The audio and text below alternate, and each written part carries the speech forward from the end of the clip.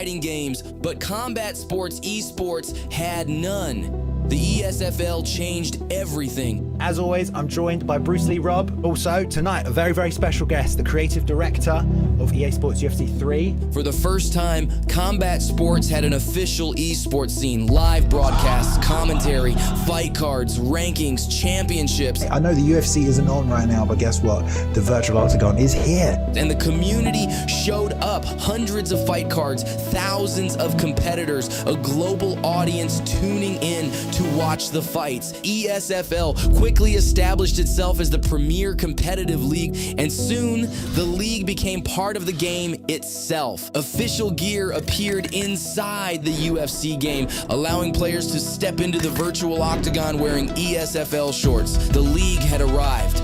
But things were just warming up. The community league would reach a new level. Las Vegas, where elite players from around the world competed live for the first ESFL World Championship. I held this belt yesterday, and this is heavy. This is some high quality stuff.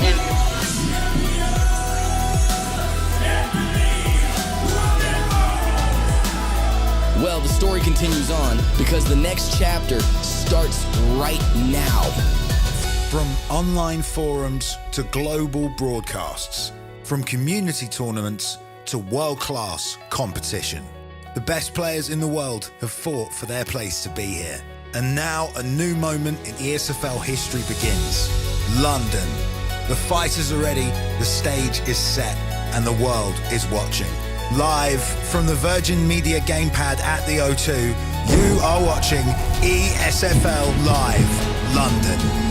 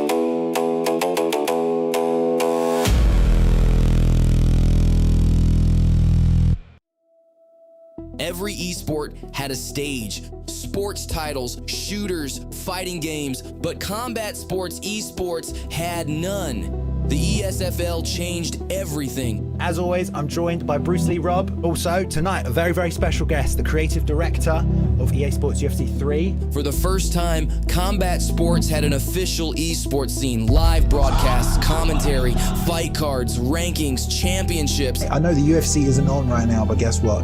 The virtual octagon is here. And the community showed up. Hundreds of fight cards, thousands of competitors, a global audience tuning in to watch the fights. ESFL quickly established itself as the premier competitive league, and soon the league became part of the game itself. Official gear appeared inside the UFC game, allowing players to step into the virtual octagon wearing ESFL shorts. The league had arrived. But things were just warming up. The Community League would reach a new level. Las Vegas, where elite players from around the world competed live for the first ESFL World Championship. I held this belt yesterday, and this is heavy. This is some high quality stuff.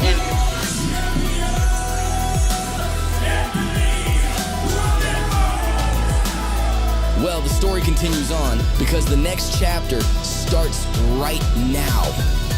From online forums to global broadcasts, from community tournaments to world-class competition, the best players in the world have fought for their place to be here.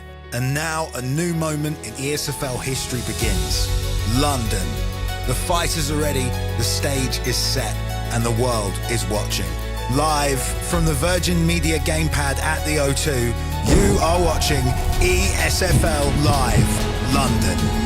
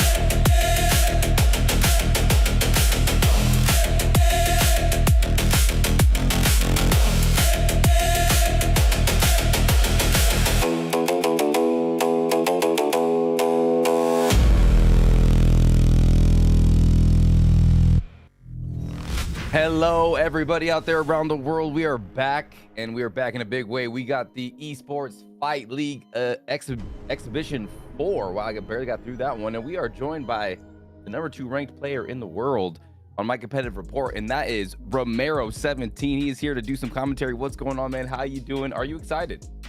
Dude, I'm really excited. I think the last few cards have shown a lot of good variance in competition and styles, much more than UFC 5. And we got my boy Papa Doc headlining the card against a guy who competed at the ESFL live event in Trixie. And throughout the card, there's a couple of good names, a couple of new names, and I just want to see how a lot of these matchups play out, and I'm excited to watch the end of my seat right here. Yeah, for sure. We got, you know, the players have had about a week if you got the pre-order, but now the game's been released. So, you know, these guys, these competitors have actually had some experience to make some adjustments.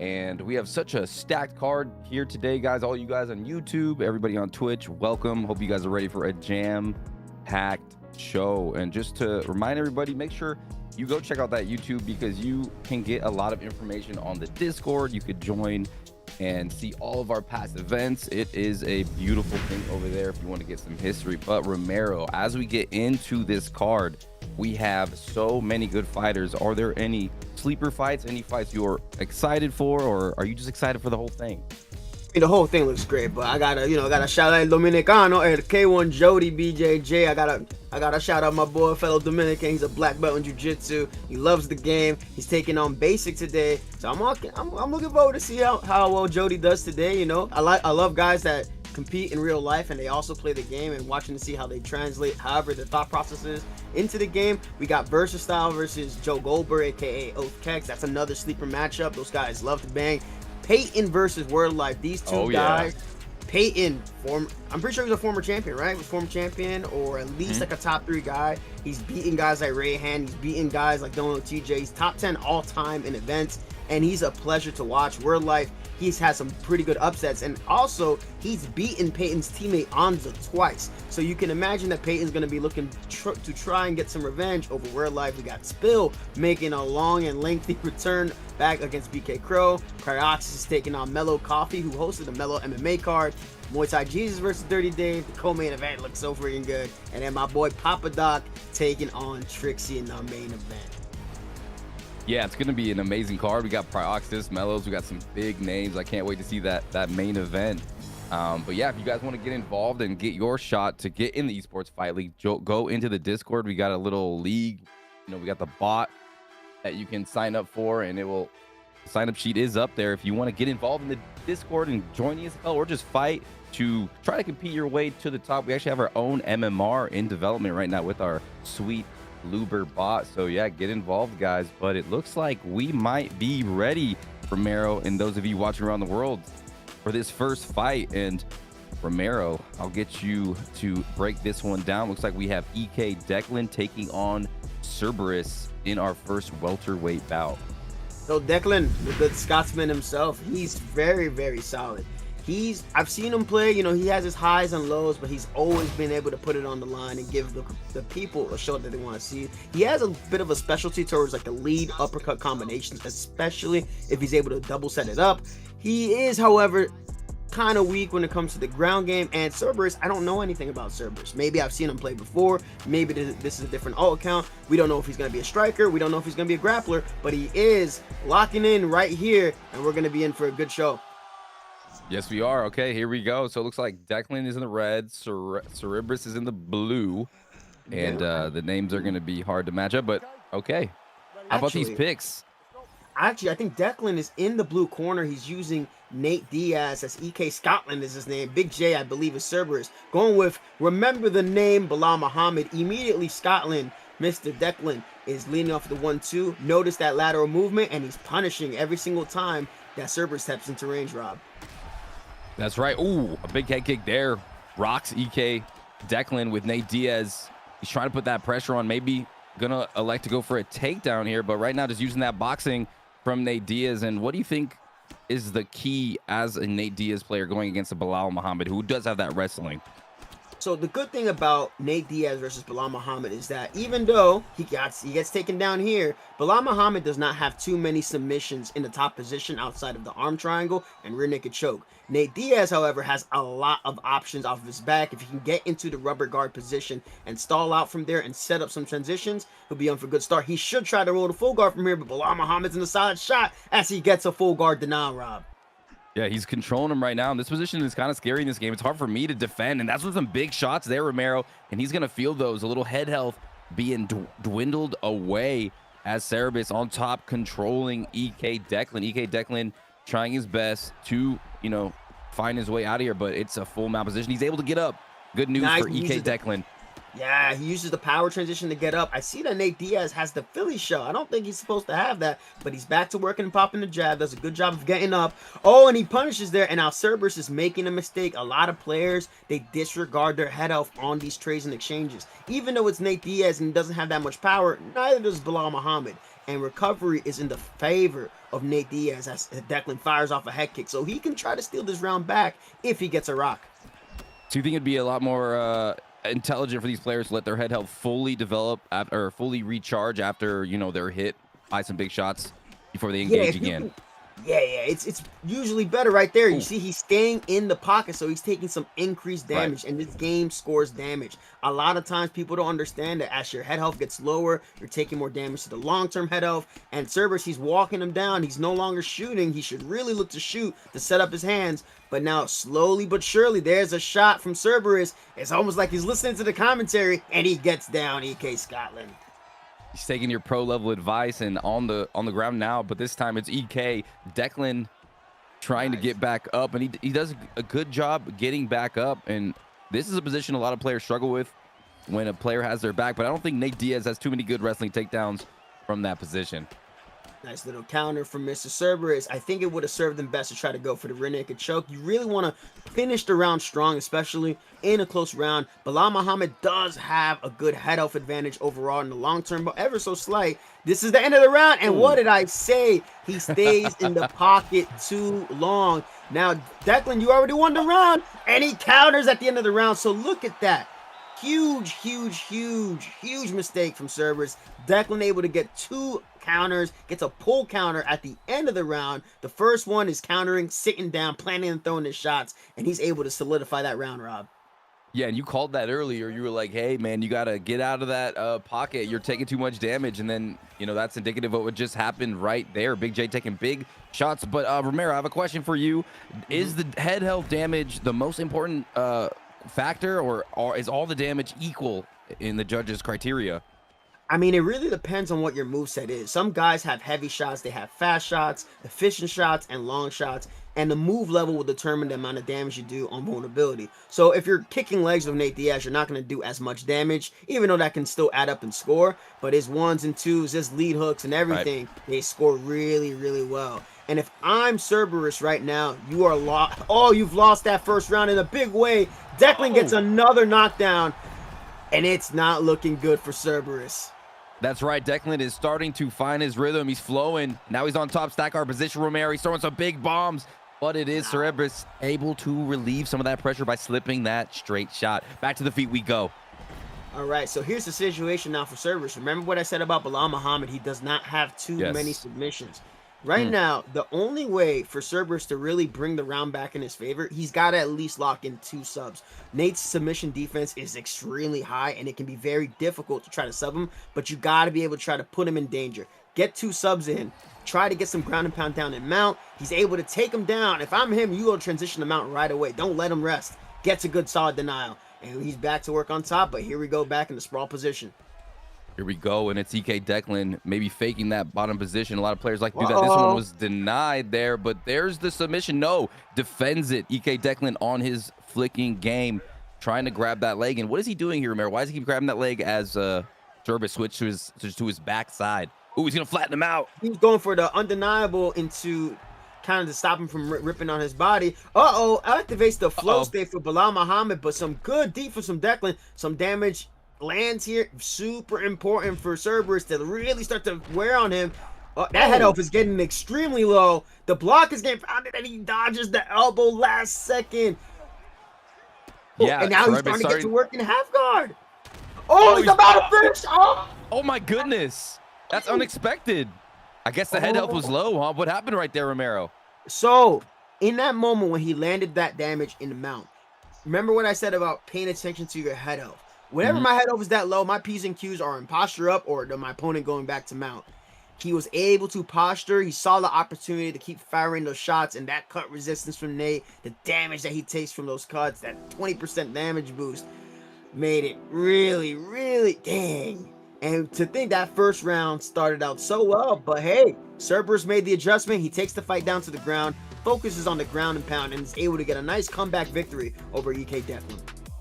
Yeah, and we were a little nervous for Cerberus because he was getting cracked in that first round. As the round concluded, a couple good uppercut combinations sat him down, but he was able to use that Bilal Muhammad ground and pound, his grappling. And you said that the Nate Diaz injury, the 20% damage buff, that's actually some insightful information. Romero, for all those players at home, if you are in the position of Nate Diaz and you're trying to defend underneath the mount, what is your strategy there? Like, are you blocking? Are you like hooking? Are you just reacting to the shots coming your way? What's the secret? You gotta try to alternate. You gotta alternate between the blocking and slipping. And if you escape mount, recover guard. It's gonna be hard for you to straight get up out of like half guard, but you gotta try to slow down the person on top, especially when your head health is low.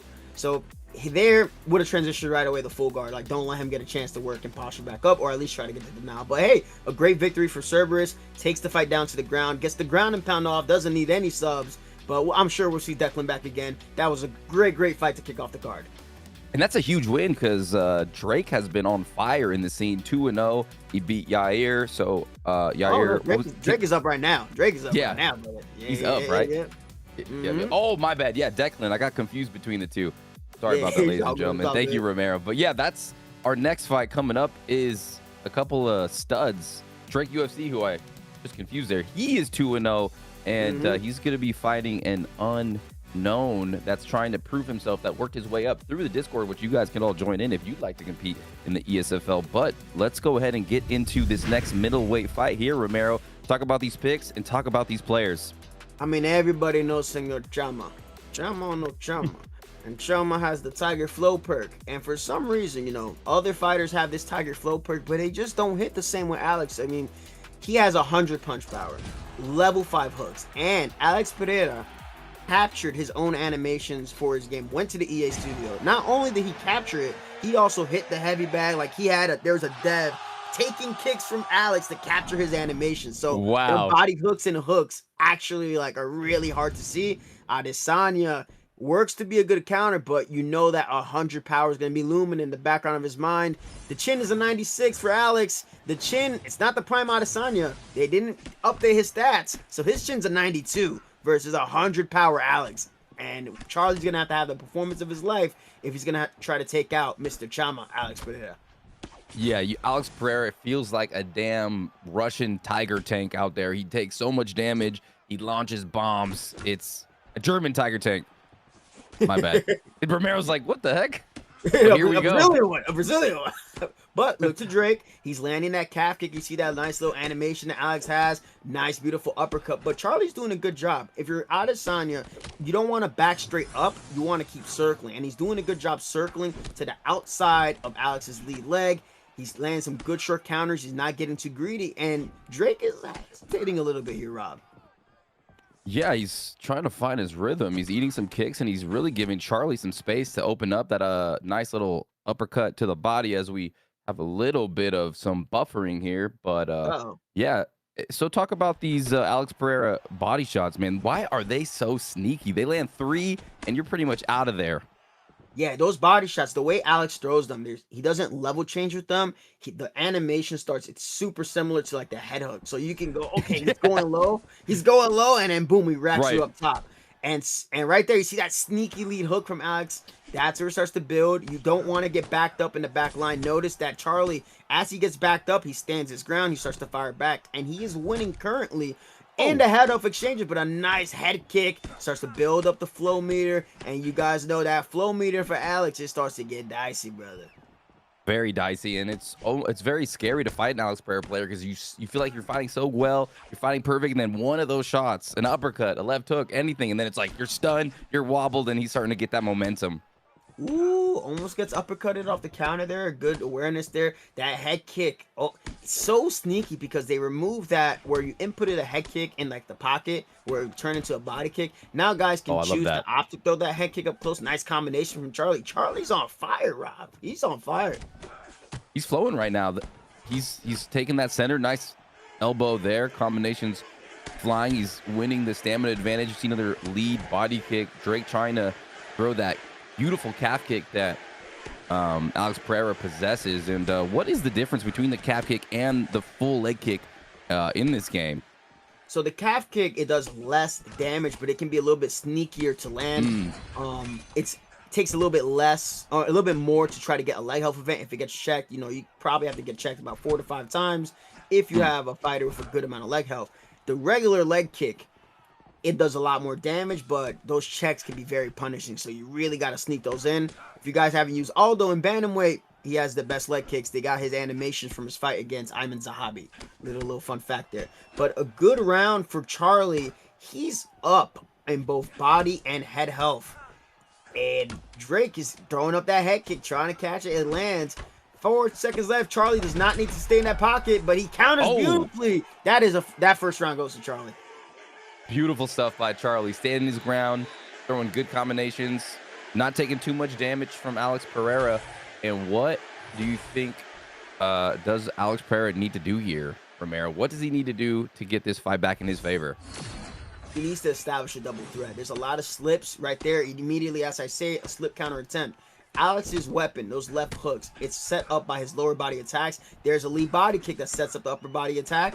Now, if he goes into that calf kick and he starts targeting Charlie as he's slipping and moving his head, you can start to play off of that. But he whips a big kick. Charlie off the counter lands that lead high kick. And now Drake is backing up. The 2-0 record is on the line, Rob. Yeah, it is. And Charlie is making a name for himself, a newcomer to the scene. And he's taking out one of the best players in the competitive scene right now, Drake UFC, who's done so well, 2-0. But he is landing shots, standing right in his face, Romero, and he is not afraid, and he's letting it fly. Both guys have their flow state. When is a good time to use it? What's the rhythm there?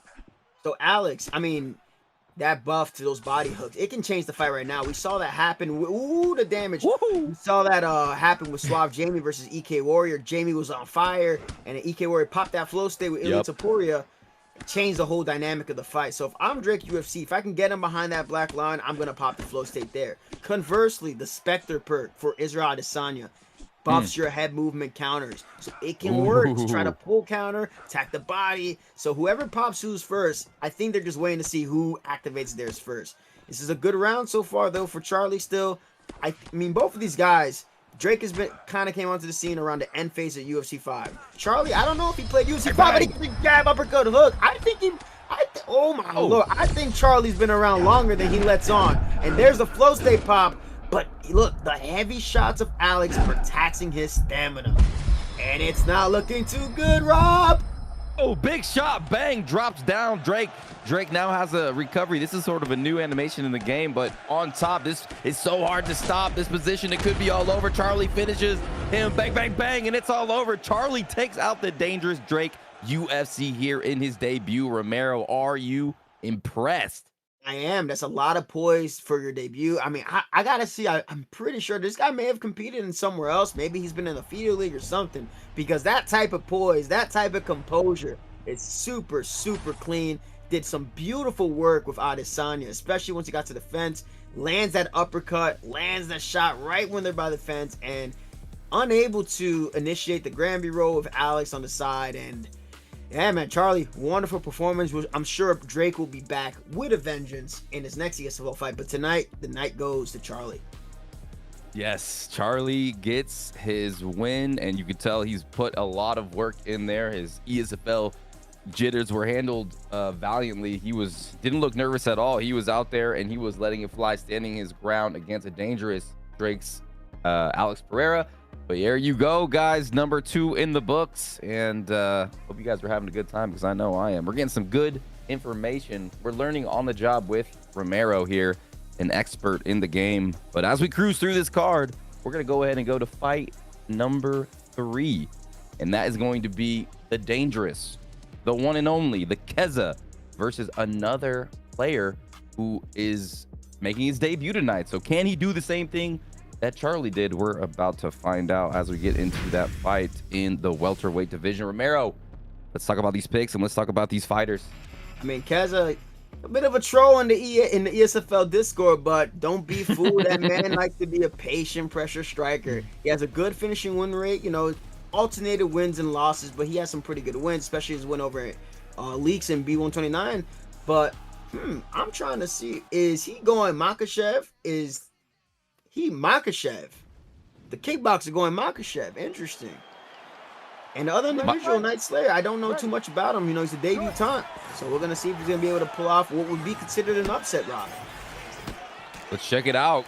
Kezza, Islam Makhachev, legit Leon Edwards. And Makhachev's got some good kickboxing in this game, right, Romero? He's got some hands. He's got some kicks. Yeah, that fight against Alexander Volkanovski, his fight against Charles Oliveira, his fight against JDM, beautiful calf kicks, beautiful counters. You want to keep your combination simple with Makhachev. He has some pretty clean animations. There's that head kick that knocked out my boy Volk. And the good thing about Makhachev is that because if you pick him, you automatically have that threat behind the opponent's mind. Like, oh man, he's going to try to grapple me. So they're going to be alternating the L2R2, but Kez is getting a little bit reckless. Leon Edwards, a sniper, a patient striker. They're trading. Leon lost that trade. I think somebody may concede a knockdown within the next minute or so, Rob. Ooh, we're about to find out. They are in the center. They are trading combinations. There's a big one there from Kezza landing shots, and he's got that eye injury. So that's going to be even more damage, but it legit's like, nah, I'm going to stand my ground, and I'm just going to keep throwing and keep trying to move my head and trying to find Islam's dome. Yeah, legit Slayer is not fighting like Leon Edwards. This whole thing with the flow state, when you're building that flow state, I said a knockdown was going to come. That's a big rock. It's getting close to there. Leon thrives off of sniping with his long kicks, getting his calf kicks off, trying to set up those body kicks before firing off a head kick.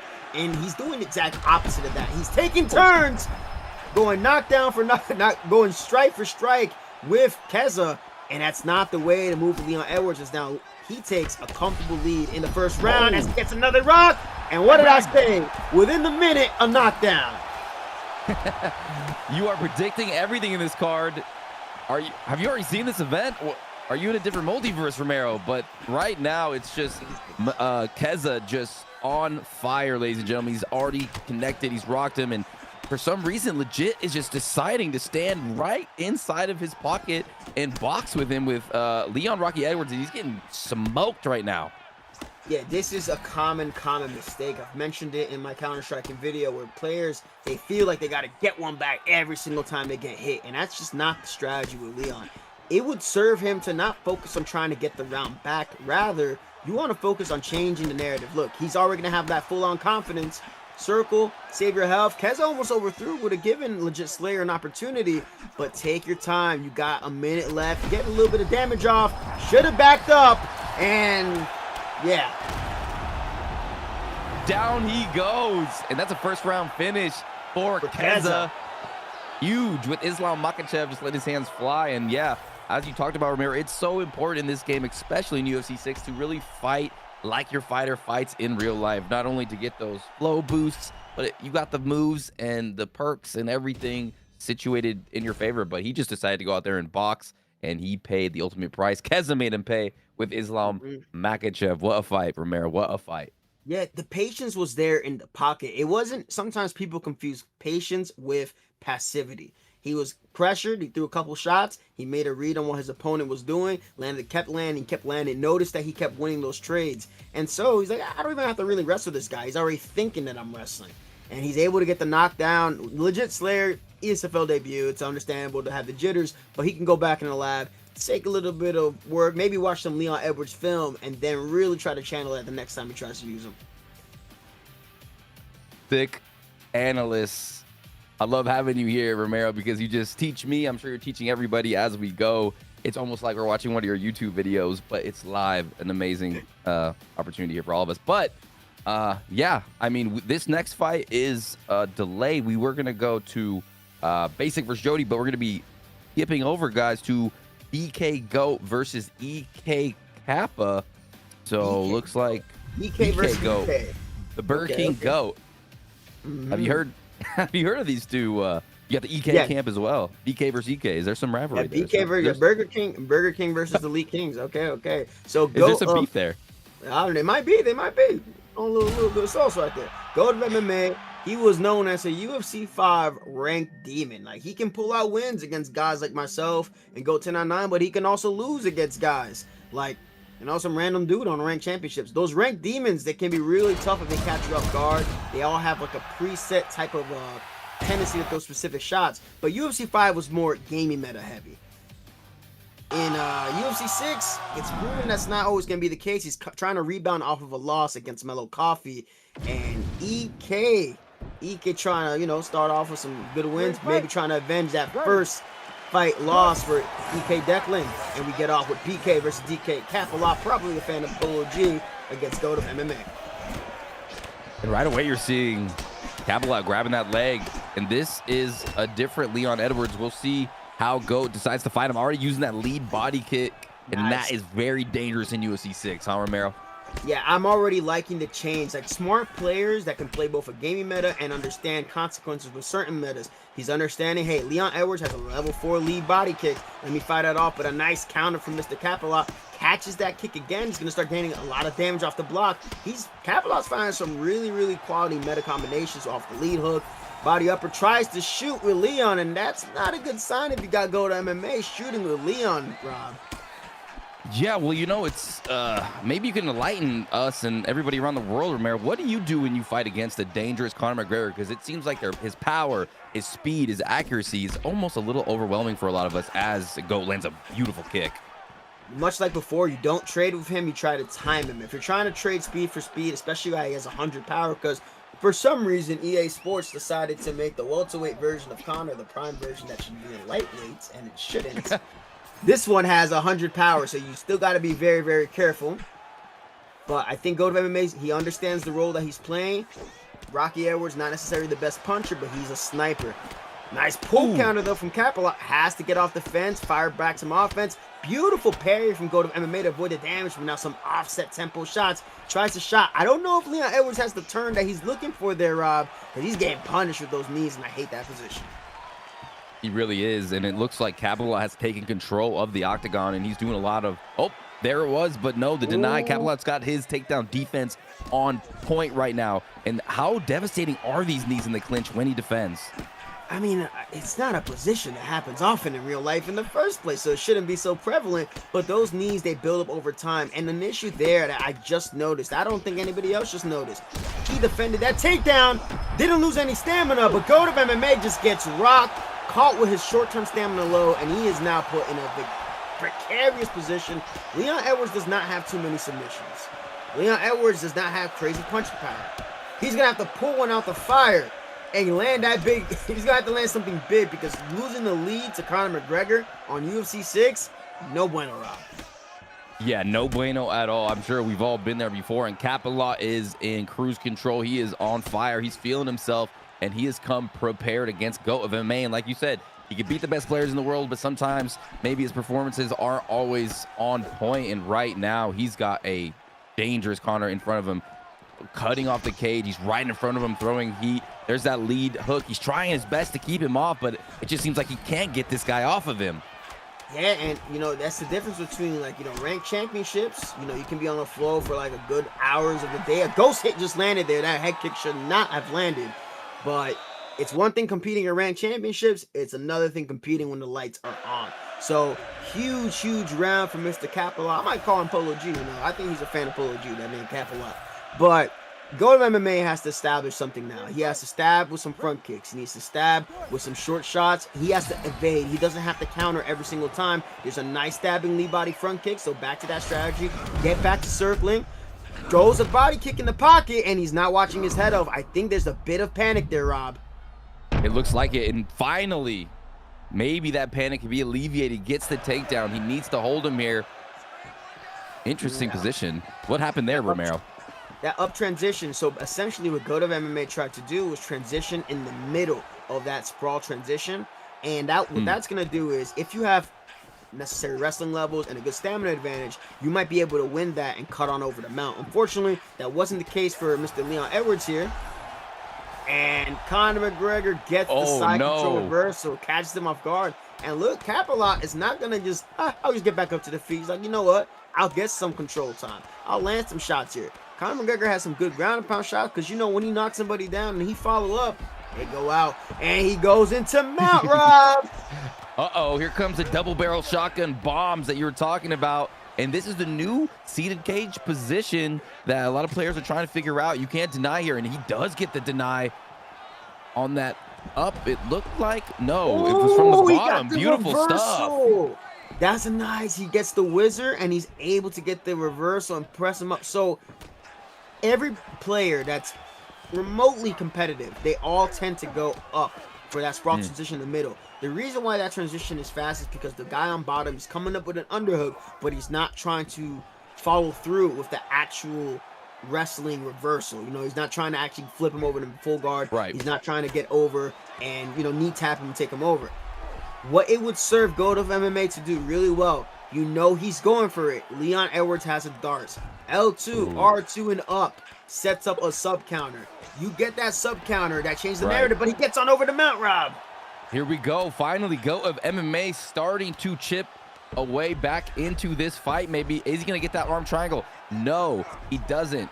And another deny on the left side here, Romero. He's trying so hard to get it, but Capalot's got A1 defense from the bottom here. Yeah, so this is the better option here. I mean, if I'm him right now, you got a minute left. Damage is going to be your friend, because if you get the damage, and we saw it with Bilal versus Nate Diaz, that damage can be tricky. He's unable to get the denial, but this may help kind of things in Goat of MMA's favor. Now that we have about 50 seconds left, if he's able to get back to mount and he's able to get a submission attempt, you know, it's leaning that direction. But we're in round 2, land some good shots in the ground and pound. Look how smart he is. Look at the body health. Look at the body health of Conor McGregor. That's going to make this round 3 very interesting if Goat of MMA is able to stay composed here. Yeah, and he's been landing that lead body kick, and there it is again. And he knows that he's got Conor's body. Hurts a great point. And already you're kind of seeing a new surge of confidence over Goat of MMA as we conclude round number 2. So, yeah. So here's the thing. If I'm Goat of MMA, right, I think he won that second round. EA judging can be weird, but I think it's pretty clear he won that second round. It's 1-1. Knockdown has been conceded. Conor's health is at a point where if he gets rocked and he gets hit by 2 or 3 clean body shots, there might be a flash KO. We'll see how this turns out as we get heated up in round 3. Tries to go for the flow state body kick, lands the knee to attack the block. Capalot trying to fire off a lead kick himself, pressuring with the punches, Rob. And what are you seeing so far? He throws a head kick. Oh, watch out for that one. Almost got a nuclear Conor McGregor bomb dropped on his head. And yeah, I think you're right. I think he's got to be careful. It looks like Goat's going to have to go to that body, but Capalot's going to come for that kill.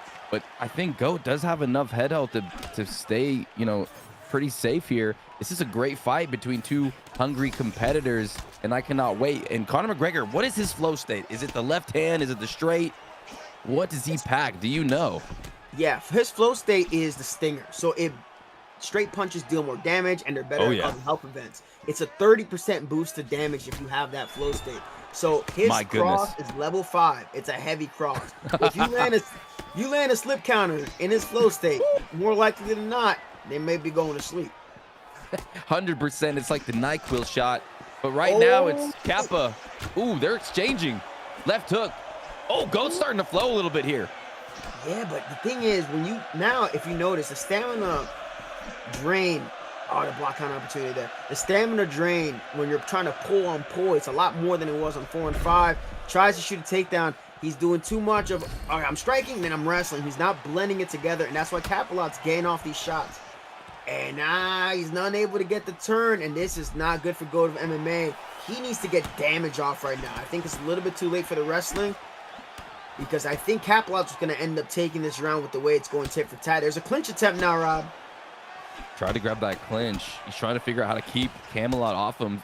Ooh, a couple of good shots, lands that uppercut cleanly. This time he chains it well. Like you said, you are coaching these guys, Romero, and gets that denial, and now he is on top with, yep, take it away. Oh, dude, he could have, he had the L2R2 denial there, but if he gets the side saddle, that's a neon belly fake. We can't be doing that, brother. Ooh. Jeez. Actually, I don't think I was on the opposite. But we'll see. We'll take a look at it after. We'll see, man. I mean, this first portion of this round was all Capalot. Uh-oh. And portion of this round.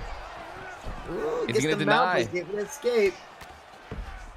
Is this a pretty close round right here? Is this pretty tight or big body shots? I think Goat of MMA is going to edge this one out. I mean, that's a good denial there. I mean, those shots from Connor, but he gives up the back sitting. If Connor goes for a sub, oh no, he doesn't. He has to go for damage. All right, 23 seconds left. Let's see who's gonna be the smarter man here. Who's gonna wait? Who's gonna throw him out? He's waiting for the whiff. Big shots by Connor. Yeah, it's not a rock, but it's some big shots. Oh. What a fight. Do not skip it, gentlemen. Do not Please don't skip it. They didn't. Thank goodness. All right, here we go. We love the anticipation. All right. I mean, what's your prediction, Romero? It looks, I'm leaning towards Goat of MMA. I think he did enough in the ground and pound. He was landing some good quality shots. I'm leaning toward Goat of MMA. I think he got it, and he does. Hey. There it is, and that's very good. That's a testament to his ability to face adversity, because he was not looking good in that first round, but he was able to overcome that and kind of use his takedowns and start landing some good shots. What do you think he did so well to get back into that fight? I mean, I was saying in the commentary, I'm like, don't just go only wrestling. Don't go only wrestling. You gotta mix in the headshots. Round one, he wasn't able to do that, but he's able to eke out round three with that final portion of that ground and pound, and it does him a good favor. Round one, he clearly lost round one. Connor was on fire, but he lands some good body shots, and he gets the control time, good shots on the top, and he's able to edge that one down. That's some crafty stuff, and that's why I said he has the capabilities. He has the capabilities to do really well. But yeah, that was good. That was very good. I love seeing. You can watch a guy dominate somebody, right? You can watch somebody dominate somebody, but you really see where they are when they start getting rocked and they start getting hurt, and how they're able to bounce back from that, how they're able to mitigate the damage. So really, really good, crafty win for Goat of MMA, Rob. Congratulations, Goat. Yeah, able to keep that composure, and that's what you want from an esports fight league competitor. So EK Burger King Goat on his way. Big win over Capalot. And these fights have been very exciting so far. I hope everybody around the world on YouTube, on Twitch, has been having a good time. But let's go ahead and get to this next fight, guys. And we got Versastyle versus Joe Goldberg. And what do we know about these two as we go into the welterweight division and these two competitors make their picks? This might as well be called ESFL welterweight, because I swear almost all of these fights in welterweight. So Versastyle have competed against him in UFC 5. You know, he's a capable competitor. You know, he's gone back and forth with a couple guys. He can kickbox pretty decently well. He grapples when he needs to. He did get a win over Payton, who competed at the ESFL London event. Got a good win over Wordlife, who's fighting later on this card. Joe Goldberg, 1-2 in the ESFL, but another ranked demon, Oathkex. And we're into action. Right. Let's see how this works. Yes, Oathkex. I've been keeping my eye on him. He's actually making some noise in the scene right now. This would be a huge win if he was able to take out a veteran like Versastyle. But let's find out. Looks like Leon Edwards has been a popular pick, Romero.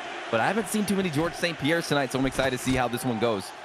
George St. Pierre has some pretty unique animations. That jab, they captured that jab from one of his fights. Obviously, he was no longer fighting by the time they got UFC 6 rolling around, but they had some pretty cool screen capture, and they got his jab, they got his 1-2, they got his Superman jab, Superman cross, spinning heel kick, front kick, and that pressure from GSP, very smart and tactical, pressuring with position, got him backed up against the fence, and he's able to get the low single. Now, Versastyle MMA, unable to stop the power transition into backside. And GSP, you know, he got some subs and he got some GMP, Rob.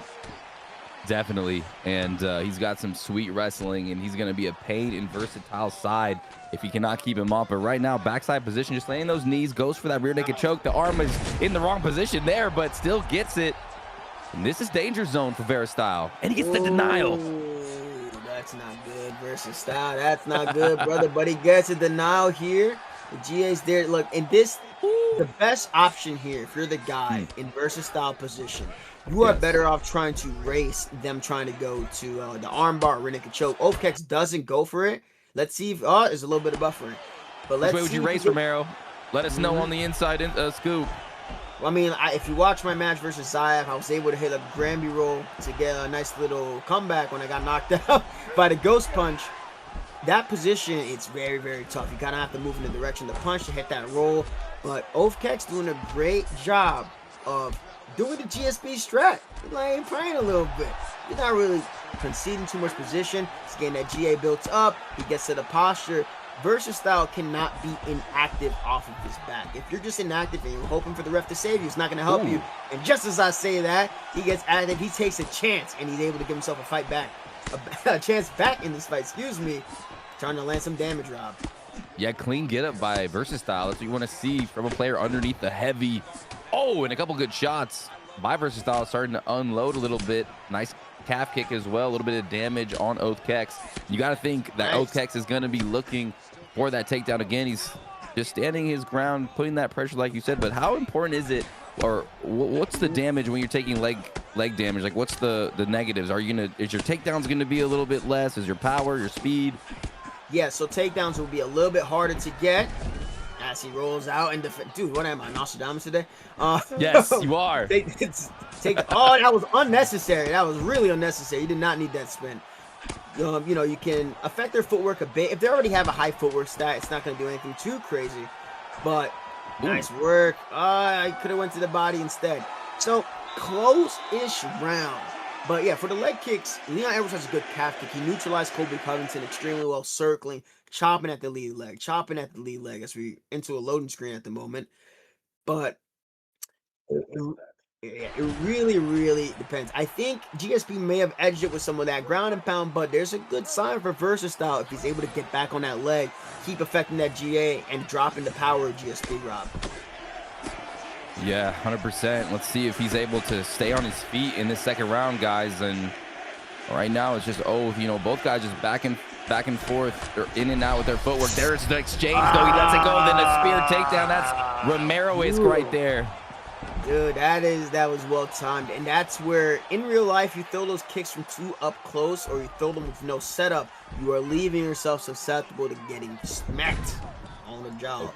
And here's that position again, Romero. Yeah, here we go, and this is a good control position. That nice little seatbelt that he got on Leon. Yeah, he was throwing those calf kicks, got a little bit too greedy, was admiring his work too much, got punished accordingly, and it's going back to the back sitting. Hey, that's jiu-jitsu. You're going back, you're controlling with jiu-jitsu, trying to go to the arm bar. I think that contextual race would have been there, but it's been not one-way traffic for Oathkex, but the fight is starting to slip away from Versastyle, Rob. A little deja vu here for Versastyle, just being put into this position again and again, and Oathkex showing he's got the full package.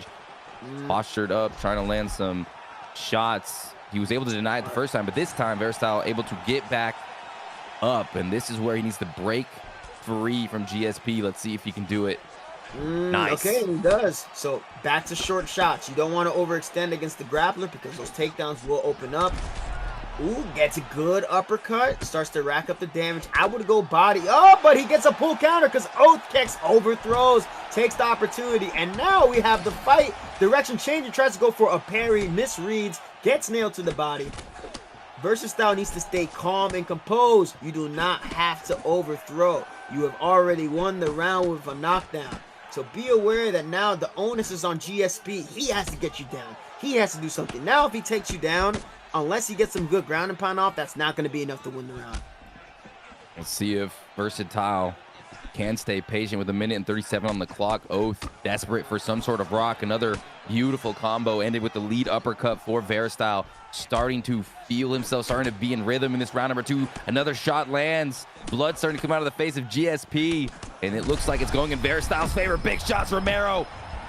An uppercut is serving to be a good deterrent for the takedown. Versastyle just has to let his stamina recover. You gotta rock, you gotta knock down. Now you got GSP going for these 4 pieces. Make the read. He's gone 3 round shots and then ending with a straight shot.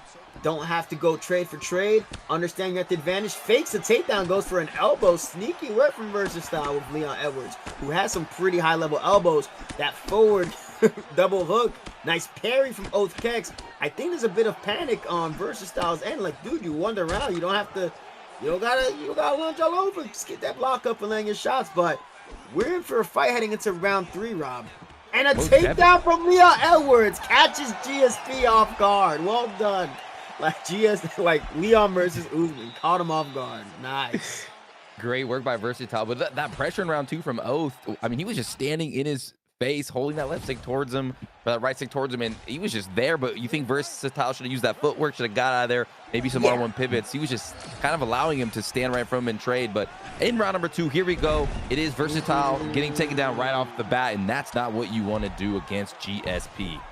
All right, but he does a good job of recovering back into guard. The plan is the get up. The plan is the get up. Do not worry about trying to throw up submissions. Your position is back on the feet unless you're able to get like an armbar. But a beautiful job of passing right into half guard. You know Oath Kex is going to be focusing on just slowly working that jiu-jitsu. Slowly working the pass. He's trying to get the pass, brother. That's what he's trying to do. Muito bem. As he goes over, but now there's sprawl.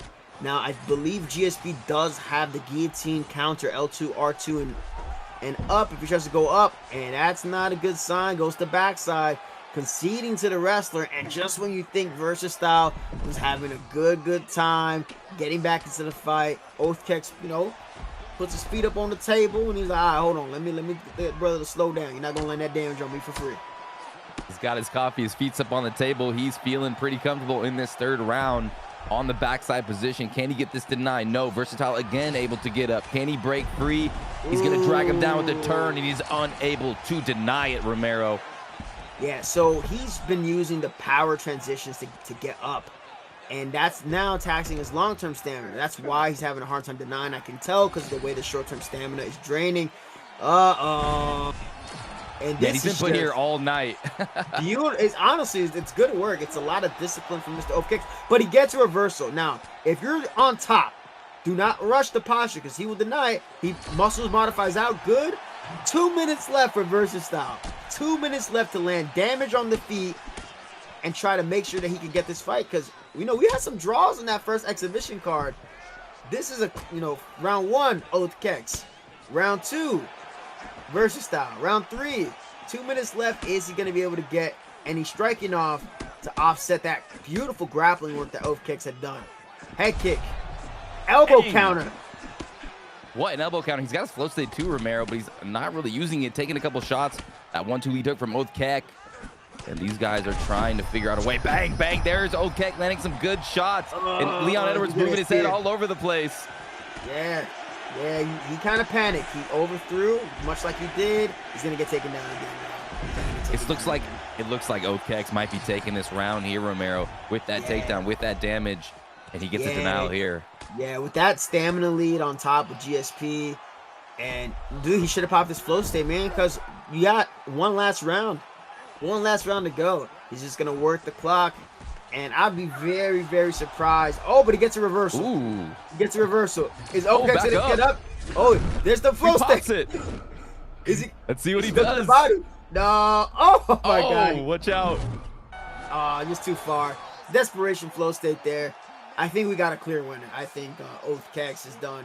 Had a scare in round 2, much like Carlos Condit versus GSP. Got that knockdown over GSP. And the composure, the wrestling comes through for Versastyle. Round 3, it should really go to Oath Kex, and I think he did a wonderful job with that performance. He really did fight like GSP would fight in real life, and if he does get this win, that would be a big win because he is doing some good work in the scene right now. Let's see what Bruce Buffer has for the decision. Busted up here. I mean, it would he's busted up. It would be hilarious if he got the damage off in round 1, right? They gave him that round, but nah. It's proper. This is the right call. Oath Kex, congratulations on your victory. There it is. There's your winner, guys. GSP using his wrestling, landing some good shots, putting some pressure, getting that back sitting position so many times. Just very impressed with his grappling and his tenacity on the ground.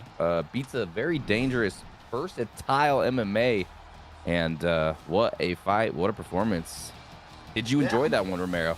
Yeah, because you got to see, like, actual fighter advantages play out. Like, he wasn't attacking too many subs with GSP.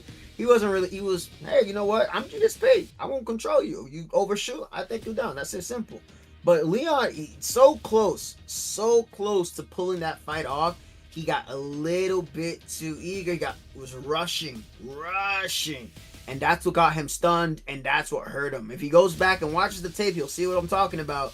That pressure that he was trying to employ just got a little bit too risky, and Oathkex was able to get the victory. But hey, now we're on to the next fight, the fight we skipped over. We got Basic, you know, pressure, basic combinations. You know, he likes to walk them down. He get a little bit like Mike Perry, fighting out of 6 cents. And then we got El Come Plátano, El K1 Jod BJJ Dominicano. Ya tú sabes, manito. We're gonna see who goes to pick. You know, I think you already know. I'm rooting for somebody here, but I gotta be locked in with my commentary once the fight starts. This is the welterweight division again. Yo, pick something else, y'all. I'm tired of this, man. It's so much welterweight. So Leon Edwards getting picked by Jod BJJ. Carlos Prates. Now, I know y'all are gonna say, why are you a 4-star? He's not really supposed to be a 4-star. A lot of these guys don't have their updated stats, but he does have his updated stats or his power. So even though he's a 4-star, he still hits like a damn truck. And we're going to be in for, I hope, a striking showcase round. I hope so, yeah. Carlos Prates feels so good, so much length, so much power. But Leon Edwards, a very popular pick here in the ESFL tonight. We've seen so many of those players. Let's see what Jody does with Leon Edwards, and let's see what Carlos Prates brings to the table here. Yeah, so nice, beautiful Muay Thai combination. Does a preemptive slip after firing off the slip counter. Beautiful counter work from Jody. Notice that he's landing those shots, but just as I say that, basically like, hold on, brother. Oh, so I got the cigarettes, I got the Nutella on my side, so I'm gonna make sure I'll be throwing at you some things. But a nice counter from Jody. So he's slipping right after. It would serve Basic to do really well that every single time that Jody slips, he fires off that calf kick with Carlos Prates. He has some really, really nasty kicks in his arsenal, and it would be a disservice if you don't use them. Very true, very true. And if you land a lot of those calf kicks, it could get the opponent to think about, hey, maybe I need to block low. Then that opens up some head damage, maybe a head kick.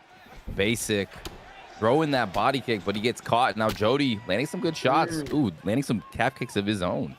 Nice, that's nice. Like, even though that Leon doesn't have the same level of calf kicks as Carlos Prates, he can still fire back. He's shown those calf kicks well against in a lot of his fights. And that mix-up, they're in both an open stance. Open stance means that one guy's in orthodox, other guy's in southpaw.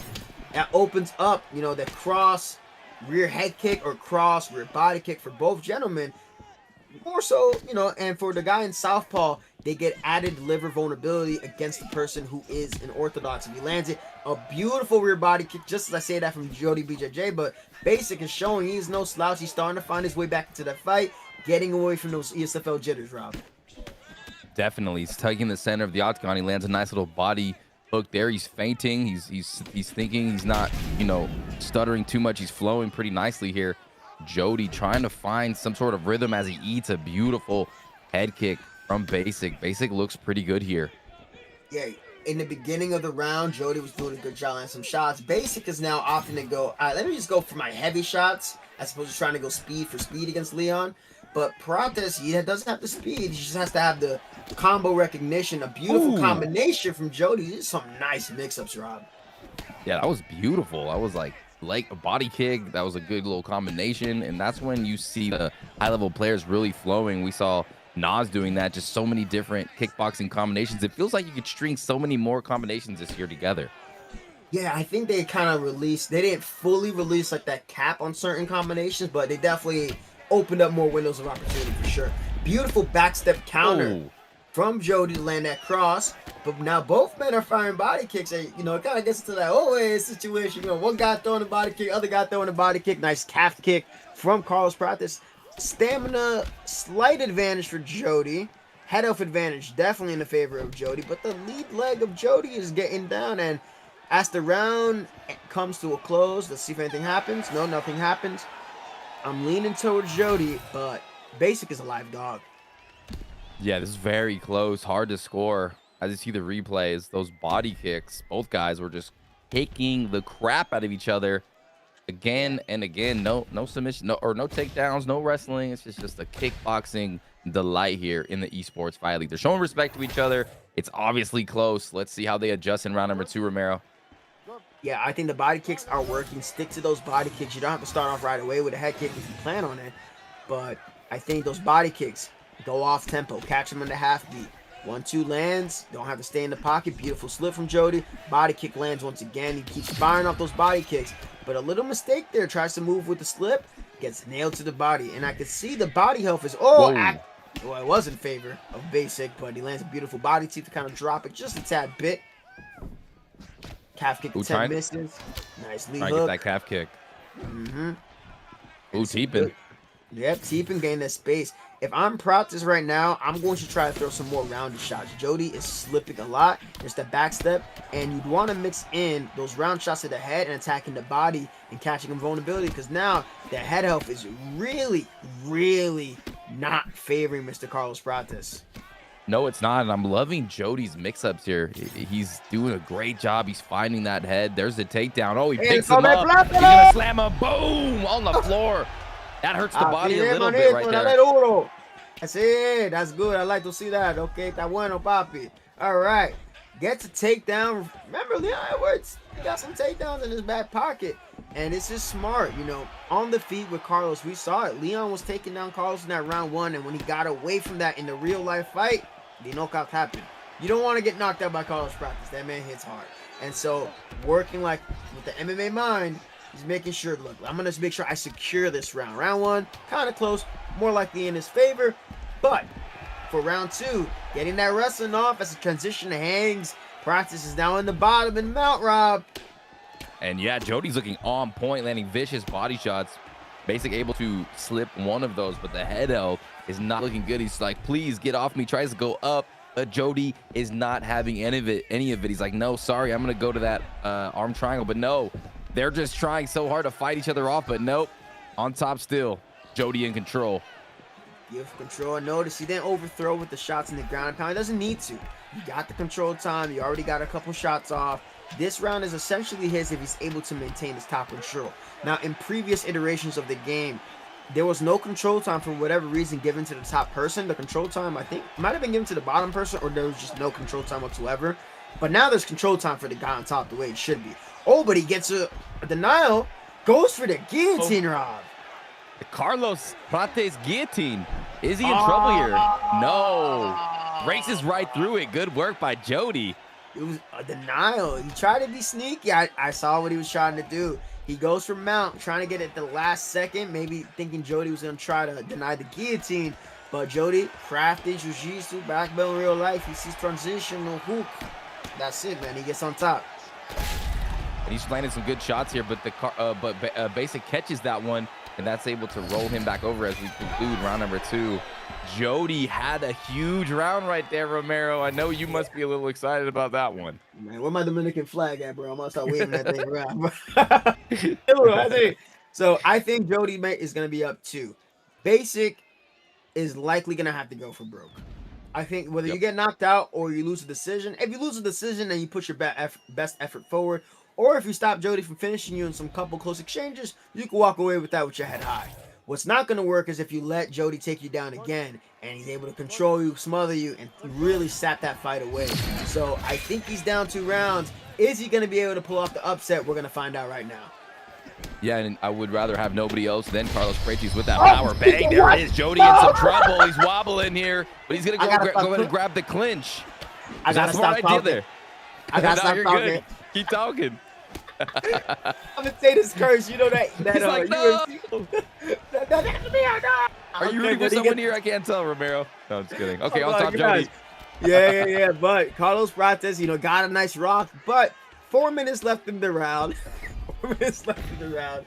And Leon Edwards is able to get a takedown after a little scare. I said Carlos be throwing them hands on the feet, gets the backside. I think Leon, yeah, he has the threat of the darts or the back take, gets the double hooks in, does basic no defense, the basic defense from this position, because you can sit here for a bit. He gets flattened out, double hooks, getting flattened in this position. Big shots. Nice little shots here. And the round is starting to slip away from basic round. Definitely. Jody in control. Big shots. Again and again, he's found himself in this full mount position, postured up. Basic trying to, slip that left side, but no. The denial. And there is the arm bar locked in. This will be an interesting race. He doesn't have the stamina advantage, though. Oh, he faked. Did he fake that? Yeah, he faked it. Okay, beautiful. Okay. Oh, okay. Is he going to get the race? I think he's got it. He went the wrong way. He went the wrong it. way. Yeah, yep. Carlos went the wrong way. Locked it in. Full guard, yep. And now, this is huge for Jody because you got the arm bar that chips away damage against the block. You're in mount. Those shots from ground and pound are... He could get a finish right here in ground and pound round. Let's see if he does. Basic tries to shrug him off with the up, but no, Jody again. But this time going to the arm triangle. The stamina is very even. Let's see if he throws another fake out there, but he didn't fall for it this time, Basic. Oh, no. Yeah. That stamina drain was a bit excessive. I don't think it's intentional, but how you know I'm Dominican papi? Jod BJJ de lo mío, come plátano, no uno con esa mission. Yes, sir. I'm sorry. I had to. I made it clear. He's Dominican. I'm Dominican. I got to show him some love. Next time I got to see you use Waldo Cortez Acosta, all right? Let's go. But all that being said, Basic fought really well. Had a nice almost surge of a comeback with that brief rock. But Jod BJJ shows some experience, gets him down to the ground, realizes, hey, I got in that first submission. Why not try to finish the fight with the submission? Jod BJJ, it's in the name. He got that jiu-jitsu. And he takes the fight by submission in the round number 3, Rob. White House. It's a White House. With the fireworks blasting in the air in the background. And not only does he have a black belt in real life, but it looks like he might have a black belt in the gaming life too with those submissions. He showed real control. He showed the ability to fake and take and make no mistake. And that was a dangerous opponent he had in front of him. Rob. My bad. Look at in the last. Well, right, brother. I see you. Yes, sir. And there it is, another beautiful win there. And I know you're probably a little excited for some reason there, Romero, your boy. Jody, how'd you feel about that fight? How'd you feel about his performance? My flag is somewhere here. I'm gonna find that. Romero's looking for the flag right now. I hope you guys are all having a good time tonight. I'll find it another time. It's somewhere there. But Results? We gotta get on to the next fight. Finally, the gentleman listened to me. Hey. I'm tired of listening. It looks like we have a possible question, huh? Beckett, possible question? Or is that just for later thing? That's actually for the co-main. Okay, we'll have some questions later for the co-main and main event, guys. But let's go ahead and bring you guys to the results so far. Those of you that are just joining us here in the Esports Fight League on YouTube and on Twitch. And Romero, do you see those? Are you able to talk about what just happened here so far in the Esports Fight League? Are you seeing the overlay there? Overlay? I am not seeing the overlay. Okay, no worries. I remember everything. So okay. I got the memory. Don't worry, brother. Wow. So okay. Cerberus was able, after a rough first round against EK Declan, he's able to come through with a ground and pound win over Declan with Bilal Muhammad. Drake UFC started out a little bit decent, but Charlie shows out with a nice, beautiful performance. He's able to win with Israel Adesanya, gets the finish in round 2 over Mr. Chama. Kezza was able to come through with Islam Makhachev, takes out Legit Slayer in what was his debut. Kezza able to get a nice finish over Leon Edwards. We had just had Basic versus Jod BJJ. BJJ, Mr. Jody, el comer plátano dominicano, got the submission in round 3, and BK GOAT had a huge scare in round 1 versus Capalot's Conor McGregor, but was able to show some nice veteran experience, able to edge it out with some good wrestling rounds 2 and 3 to get the decision victory. Versastyle versus Joe Goldberg. Joe Goldberg had a scare in round 2. Versastyle got him. I think he rocked him. Might have also probably got like a knockdown or something that I just don't recall. But what I do recall is that GSP brought the Canada fans out and got a decision win. And that's been a recap of the card's results so far. Wow, you really do got the memory of an elephant there, Romero. My goodness, that was incredible. Absolutely incredible. But hey, let's do something else here. Let's keep we keep those fights on the screen. You see ESFL, dubTC, the new amazing bot, community infrastructure. We can pull the fights back on the screen real quick just to talk about what's up and coming here, Romero. We still have half the card to go. I mean, it's been an absolute fireworks show, but let's talk about these fights that are coming up here. You have Cass versus Ollie Creed, Wordlife and Payton. Are you seeing these fights? And let's bring the audience, let's tell them how exciting and why these are exciting here. Dude, I think Cass, he's making his debut in the ESFL. I think it says that. And maybe he made his debut in the last card. But we love seeing pressure strikers because a lot of people are pressure strikers when they go against people that they're better than. It's different when they go against guys who are pretty proven in their experience. And Ollie Creed has some experience. You know, these guys are way out in the rankings, but sometimes those make for the most fun fights. So one guy, pressure striker, other guy's a bit of a counter striker. We're going to see how that plays out. I'm really excited for Payton versus Wordlife. Me too. Yeah, I'm super excited for that one. You know a lot about Payton, don't you, Rob? Yes, and I know a lot about Wordlife. I know Payton's coming back. He used to be a dynamite competitor back in the day, making his return, maybe a resurgence in the scene. So excited about Wordlife. He's a good friend of mine. He's made to the top 100, and he is looking so good with his striking. He's very pinpoint. I can't wait to see him. And then how about this Spill Actions versus BK Crow fight? Dude, I mean, Spill, like, he'll come by. He'll be a great sparring partner for, like, all the guys that play online. He'll come by, join a party, you know, mess around, play. He's like, damn, bro, you're you're better than you let on. And his record's pretty good, too. You know, he's in the positive range for his record, and has a win in the Season 2 over PS4 champion Zayef in a pool play. He's taken out, he beat a Bathing Ash in 80X Muay Thai, knocked him out. Beat Daniel Freeman. Yeah, so he has some wins over guys from like back then. So Spill has been around and he got some good wins that aged really well. And he's taking on BK Crow, who has a really, really good quality record in 5-2. He's a submission guy. So a lot of the other guys, you know, Spill's beating some strikers, but if your grappling is not on point, you will see how that's going to play out. And then, of course, the co-main event, Prioxis making his return to the ESFL. Hey, that quality, speaking of on point. Yeah, quality guy. He likes to fight well off the back foot, likes to use those long-range strikers. He has submissions in his back pocket. I think he has 3 submissions in the all-time rate of like ESFL submissions. I could be wrong. Maybe the dubTC bot can tell you better than I can, but I think it's 3. Part of the Toon Squad. He was a champion on Xbox back in UFC 3. 2-time ESFL champion, had to win back the belt. He's top 15 all-time in the legacy rating, and he's taking on Mellow Coffee. Mellow Coffee, who had done a nice card. The Mellow MMA card had, I think, Pride versus Crooks the Great. He had myself versus Marshall Mind. He had Swiss Liebax versus Papa Dog. Just great card. And also had Advaita versus Goat for the first time before they ended up fighting again on ESFL. So Mellow MMA does a lot for the community, deserves a lot of love. And them facing off against each other, that's going to be a treat for me. And, I mean, dude, this next matchup, Rob. Ooh, I cannot wait. Muay Thai Jesus versus Dirty Dave. Romero, let's hype up this co-main event. You've done such a good job so far. Why should the audience be excited for this one? Muay Thai Jesus, both of these guys been around the block. I played against both of them plenty of times. I know where their strengths and where their weaknesses are. I played against Dirty Dave in Vegas. Nice guy. Muay Thai Jesus, like, look, another ranked demon, like go to MMA, like another ranked demon. But he's able to, you know, he's won the ESFL belt. He won the PS title over Suave Jamie. Got a quality decision. He also beat a K1 Bum. So UFC 5. He's done UFC 5 was like his game, his breakout game to shine.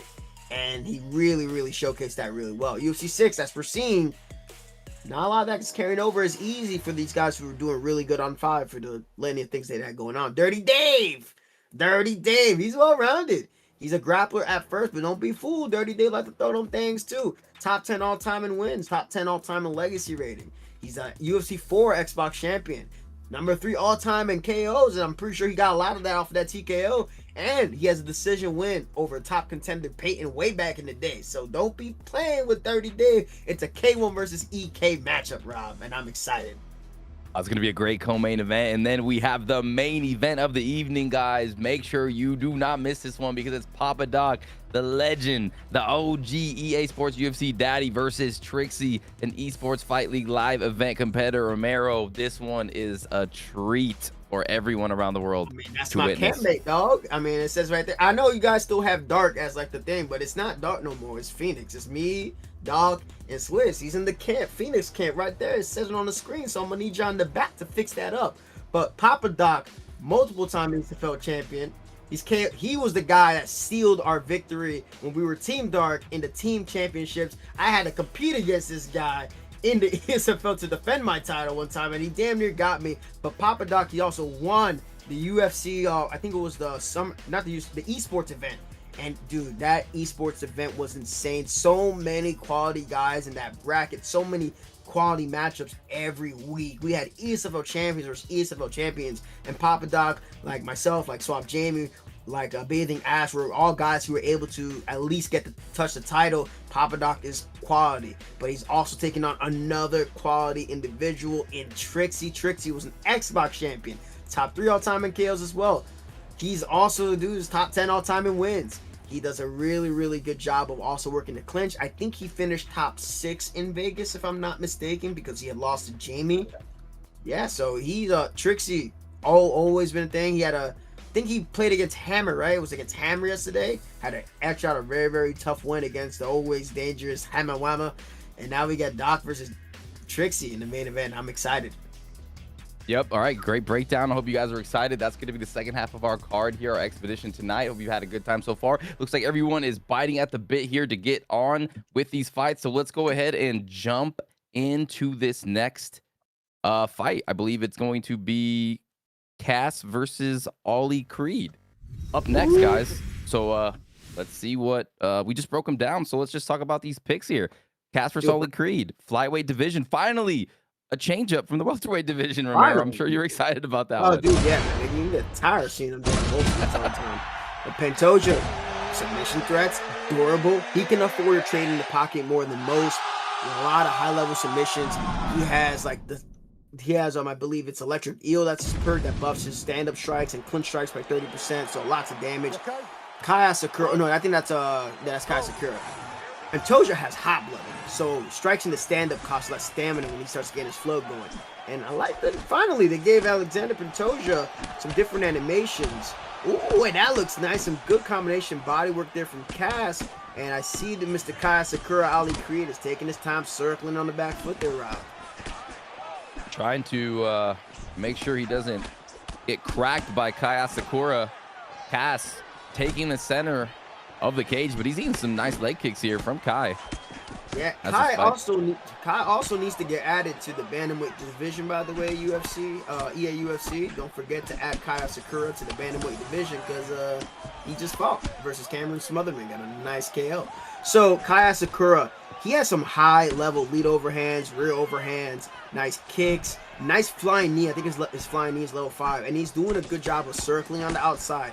Cass is not mixing in the grappling threat. Pantoja thrives off of that wrestling threat, but I think 2 minutes in, he's made it abundantly clear he's here to swing and bang. Hey, I'm not, opposed to slang and bang, and I'm sure people around the world are pretty hyped, but that was a beautiful pull counter there by Ollie Creed, fighting so well off his back foot, but a couple of shots land, bing, bing, bing, for Cass. Yeah, in UFC 5, that was like the meta, right? Cycling those shots that he's using right now, those animations, it's a lot easier to trap them if you know where the defense is going to be, but I don't think he recognizes that Pantoja's animations are a lot of the heavier animations, and that's what's kind of throwing off his time. See, he's trying through that 1-1-2, but doesn't fire off at the same speed. Dangerous exchange, though, for Kaya Sakura. He needs to stick to what he's doing. Get on your bike, get your calf kicks off. Look at that. He's trying to pre-deny the takedown. Stick to those 1-2s. The 1-2s work really well. Nice front kick lands up the middle. Those linear strikes are key. And another calf kick to take away the power of Mr. Pantoja, but he's still walking forward. Nice, beautiful counter, and he fires back with his head off his lower arm. Cass looking on point, pops his flow state, bang, pulls. He's throwing some heat. He looks like he's starting to you know, really find his rhythm here, and he's almost hit another level, and he's all over Ali Creed right now. Ali Creed in big trouble. He's got the eye injury. Romero, what does Ali Creed need to do here? He needs to settle down. He's firing back way too much in the middle of the pocket. He's already firing off. Get on counter defense. Get on counter offense. Right? You don't have to counter every single time he ducks something, because if there's anything that's not in the favor of Pantoja, it's the cardio with the way that he's striking. And because of that, as his cardio gets lower, he's going to start taking more damage. So even though he got rocked and he got dropped, pay attention to the head off. They're not too far off. And what did I say? He got a little bit too greedy. Little bit too greedy. So greedy. And gets hit by the level 5 overhand. Gets rocked. Starts to rip off the flow state. But then he gets too greedy. And he gets smacked down during the flow state and gets put in stack guard. 10 seconds left. Let this be a lesson to y'all. Don't get too greedy when you throwing hands. 3 seconds left. Ain't gonna be no action left. We got ourselves a fight. Both Cassie and Ali reaching way too deep into that cookie jar. Both punished pretty brutally, but it looked like Cass took that round, did more damage. Yeah. And yeah, what do you think, Romero? I mean, he did phenomenally. Yeah, I mean, look at that shot on the, what was that? Did you see that replay? God, gosh. Yeah, I mean, the thing was, look at this. What is that? What kind of shot is that? I don't know, brother. I don't know. God damn, that was he was outside. He's not even doing his job properly. Is that an illegal shot?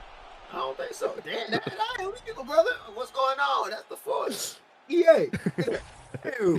So Ali had that round one. After he knocked him down, he had that round one. But a lot of people so focused on getting that early round one damage right away. And UFC 5 was a lot more friendly with that type of play style. But we're seeing a lot of guys who are able to counter off the back foot effectively. They're able to kind of pull away on damage. If you're a pressure fighter and you're slowly chipping away the right way and not get chasing, but you're cutting the person off, then that success will come from the pressure fighter. So right now, you got to be aware that Cass he's hunting that pull counter. He's hunting those slip counters. Go to the body and don't stay there for too long. Oh, big shots. He's throwing, he's attacking, but Ali Creed able to barely stay on his feet. And Cass is throwing these combos, Romero, and then he's anticipating a return with his head out, but Ali's not really returning. He's kind of just holding his block and wishing for dear life he doesn't fall. That parry mechanic was able to save the life of Ali Creed. He's able to kind of whiffle that damage. It doesn't seem like Ali Creed has the lead hook block counter in his arsenal, because that would have saved him there when that lead hook landed on his block. Now, he's in a situation where now he's no longer circling intelligently. He's putting himself in a position where he's backing straight up.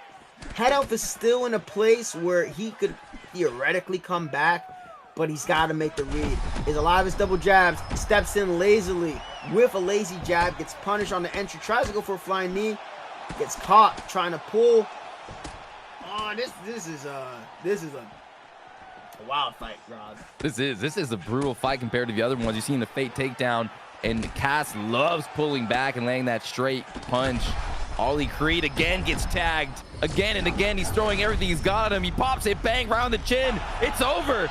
It's all over. Yeah, I mean, there it was. The round one, the turning point was round one's final sequence where Ali got the knockdown. Go back to what you were doing. You got that knockdown. Instead, he got too greedy. There, he mistimes the parry or mistimes the pull, and he was getting hit with that pull all throughout round one. That 1-1-2. Gets caught right on the jaw, gets sat down, and there is the finish. And that is, you gotta make those reads. Cycling the 1-1-2, cycling the 1-1-3, and then pulling back. Take those short shots, take those front kicks, take those calf kicks, and it would have had a lot more success. But just goes to show, right? Just a little bit of greed, just a little bit of impatience can cost you big time in the ESFL. But a great win by Cass. A good win by Cass. Good one. Yeah, very solid win, and those guys brought it out. That was a barn burner. Hope you guys enjoyed. I mean, they were throwing heat. Cass putting on that pressure. Ali Creed just could not keep up with the amazing pulls and the pressure, and the shots from Cass were brutal. So yeah, Romero, so is there a big difference like when you're leaning in or moving into shots? How much does that slow down your shots? How much does that affect instead of like just stationary shots? Just a little so if you're leaning into shots, you can see some vulnerability. If you're pulling away from shots, anytime you get hit during head movement, you're conceding vulnerability.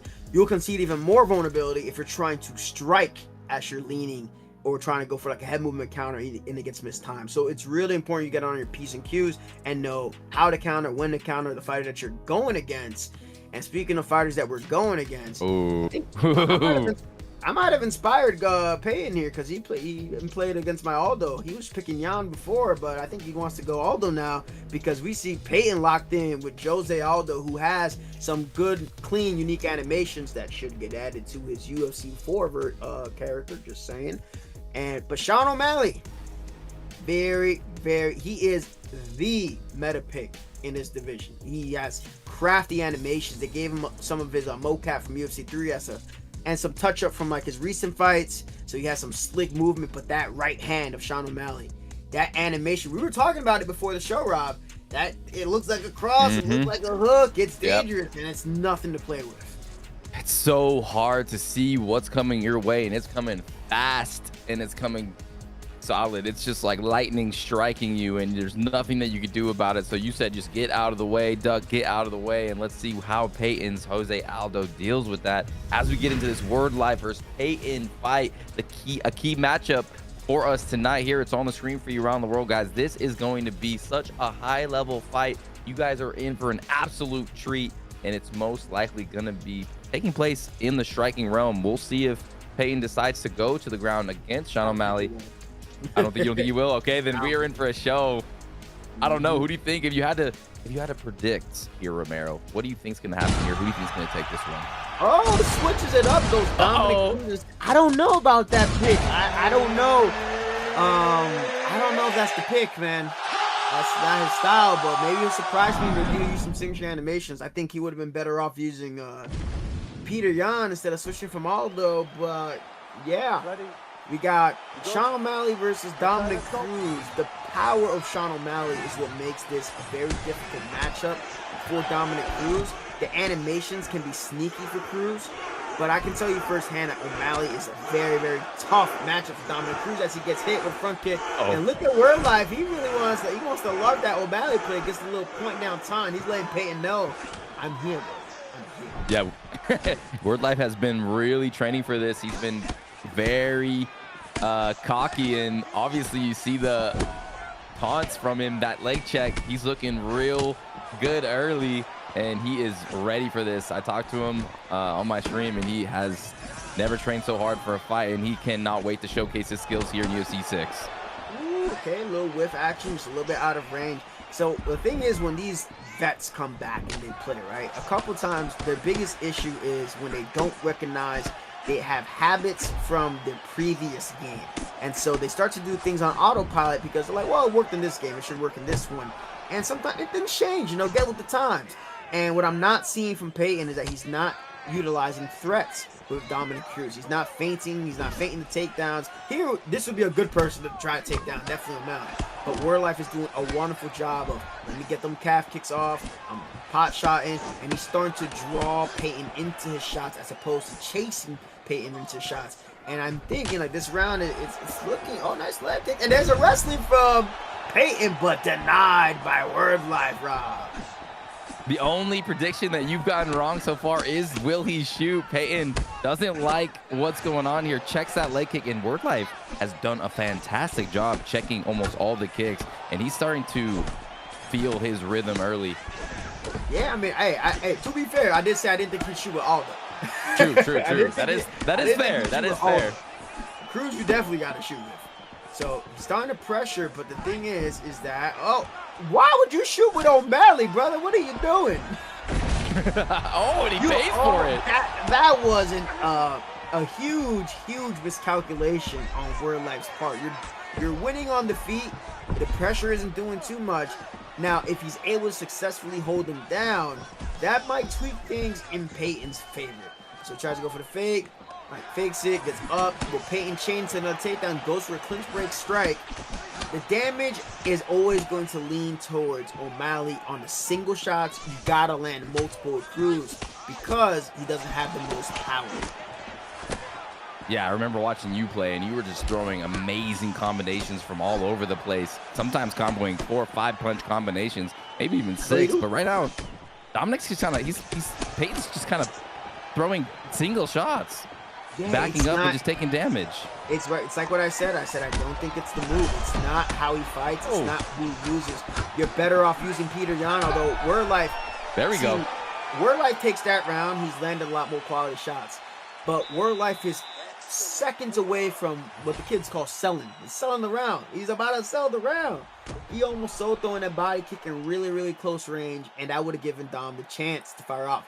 Dom in real life, if you guys watch him, he's throwing like 126 strikes in round 5 of like a title fight. You know, like this guy has cardio for days. He's thrown 5, 6, 7-piece combinations over in both, was it WEC, UFC. So he's meant to throw, but you gotta know when to break off from that and when to time things in. Stamina in the favor of Dominic Cruz to be expected, but the damage is not, Rob. Definitely not. Wordlife coming out with his in and out style, playing a lot of footsies. There's Payton missing a head kick, and Wordlife on the assault. Oh, watch out for that uppercut from Payton. Payton really struggling, trying to find his offense here. Yeah, and it's a thing where the old guard has a tendency of wanting to trade. Nice sneaky head kick. They want the guys to go trade with me. It's like, dude, I'm not doing that shit. I don't have to do any of that. I can just relax. I'm just gonna pick my shots, and you gotta understand that depending on who the fighter you're going against, the player, what they pick, that will affect their play style. And Wordlife is showing that prime behavior. You know, fun fact about Wordlife, and fun fact about Bruce Lee Rob, I'm gonna put on to y'all. Bruce Lee Rob used to host some tournaments during the COVID era called the Bruce Lee Rob tournaments, and Wordlife was an active competitor, and he's coming back in the prime form, Rob. Yes, he is. And back then, those tournaments, they were awesome, and Wordlife performed pretty well. And he said, this year, I really want to take over the scene. He's been working so hard, top 100 player, and right now you're really seeing all that work play off because Payton is a dangerous competitor. But, ooh, Payton's starting to open up here, though. He's starting to land some shots, starting to try to find his rhythm, body kicks, but Wordlife's distance and his timing is pretty impressive. I think the biggest thing for Wordlife right now is that he needs to make sure he doesn't let that ego, you know, that ego. People have like that ego that happens when they're playing. Good job countering off the back. There's that right hand, sits him down. Good job firing off. He's gonna settle down and watch. He's gonna settle down. There's a pull counter again. Gets the counter once more. Beautiful evasive maneuver from Payton, but the flow state. This flow state's only going to work if you've been reading the counters, and he has not been able to see what Wordlife's been looking at him, Rob. No, not at all. He's just trying to, you know, fight a ghost out there. It seems like Wordlife's just not there to be hit. He's checking all the leg kicks, and he's just right there in the center of the cage, pressing Payton back, landing so many shots. He's already hurt him. He's rocked him. Now, Wordlife, what about this flow state, Romero? Yeah, I mean, O'Malley stinger, just like Conor McGregor. Those straight hands are going to do a lot more damage, but it sets up so many kicks. It's probably going to go high. No, he's going to go back to the body again. He's going to go to the body. He's not even expecting it. Oh, my goodness. Yeah, he's not even expecting it. Throw it again. Throw it again. It's a fight, brother. Throw it again. You got to 6 in a row. Yeah, why not? He looks like Jean-Claude Van Damme kicking a tree. Yeah, you and think in a fight with somebody, kickboxer. yeah, exactly. You think in a fight where somebody throw hands again? Hey, bro, you need to stop. Keep throwing that hand in there, man. You throwing a little bit too much. Nah, he's sitting, he's planting, and like I said, the health, the damage of Sean O'Malley, he just respects him in the middle of a trade. That is actually insane. Wordlife, beautiful performance so far. Does he finish the dominator in the second round? And he does with a second left on the clock. That's a performance. That's a performance. That's a new, motivated Wordlife. We've never seen Wordlife compete like this before, and that was against a veteran Payton trying to make his resurgence, but unfortunately he ran into a well-trained, well-equipped, sharp as a samurai's blade Wordlife. Romero, what a performance, what a fight. Dude, I think that the switch, when he went to Dominic Cruz, I'm like, you gotta recognize who you are as a player, right? If you are a comp guy that relies on meta guys, stick to that. The guys who are the niche guys, the guys who take a little bit more time to get used to, you can see a lot of other players having success with them, but it's probably because they put in the hours with them. And I know Cruz has the stamina, but he doesn't have the power, he doesn't have the block, and it takes a good amount of time to get used to using them, especially against O'Malley. O'Malley's a rough matchup for Cruz. 3-rounder, I'm going Aldo, I'm going Yan, maybe I'm going Song Yadong. Any of those guys in the 3-rounder versus O'Malley.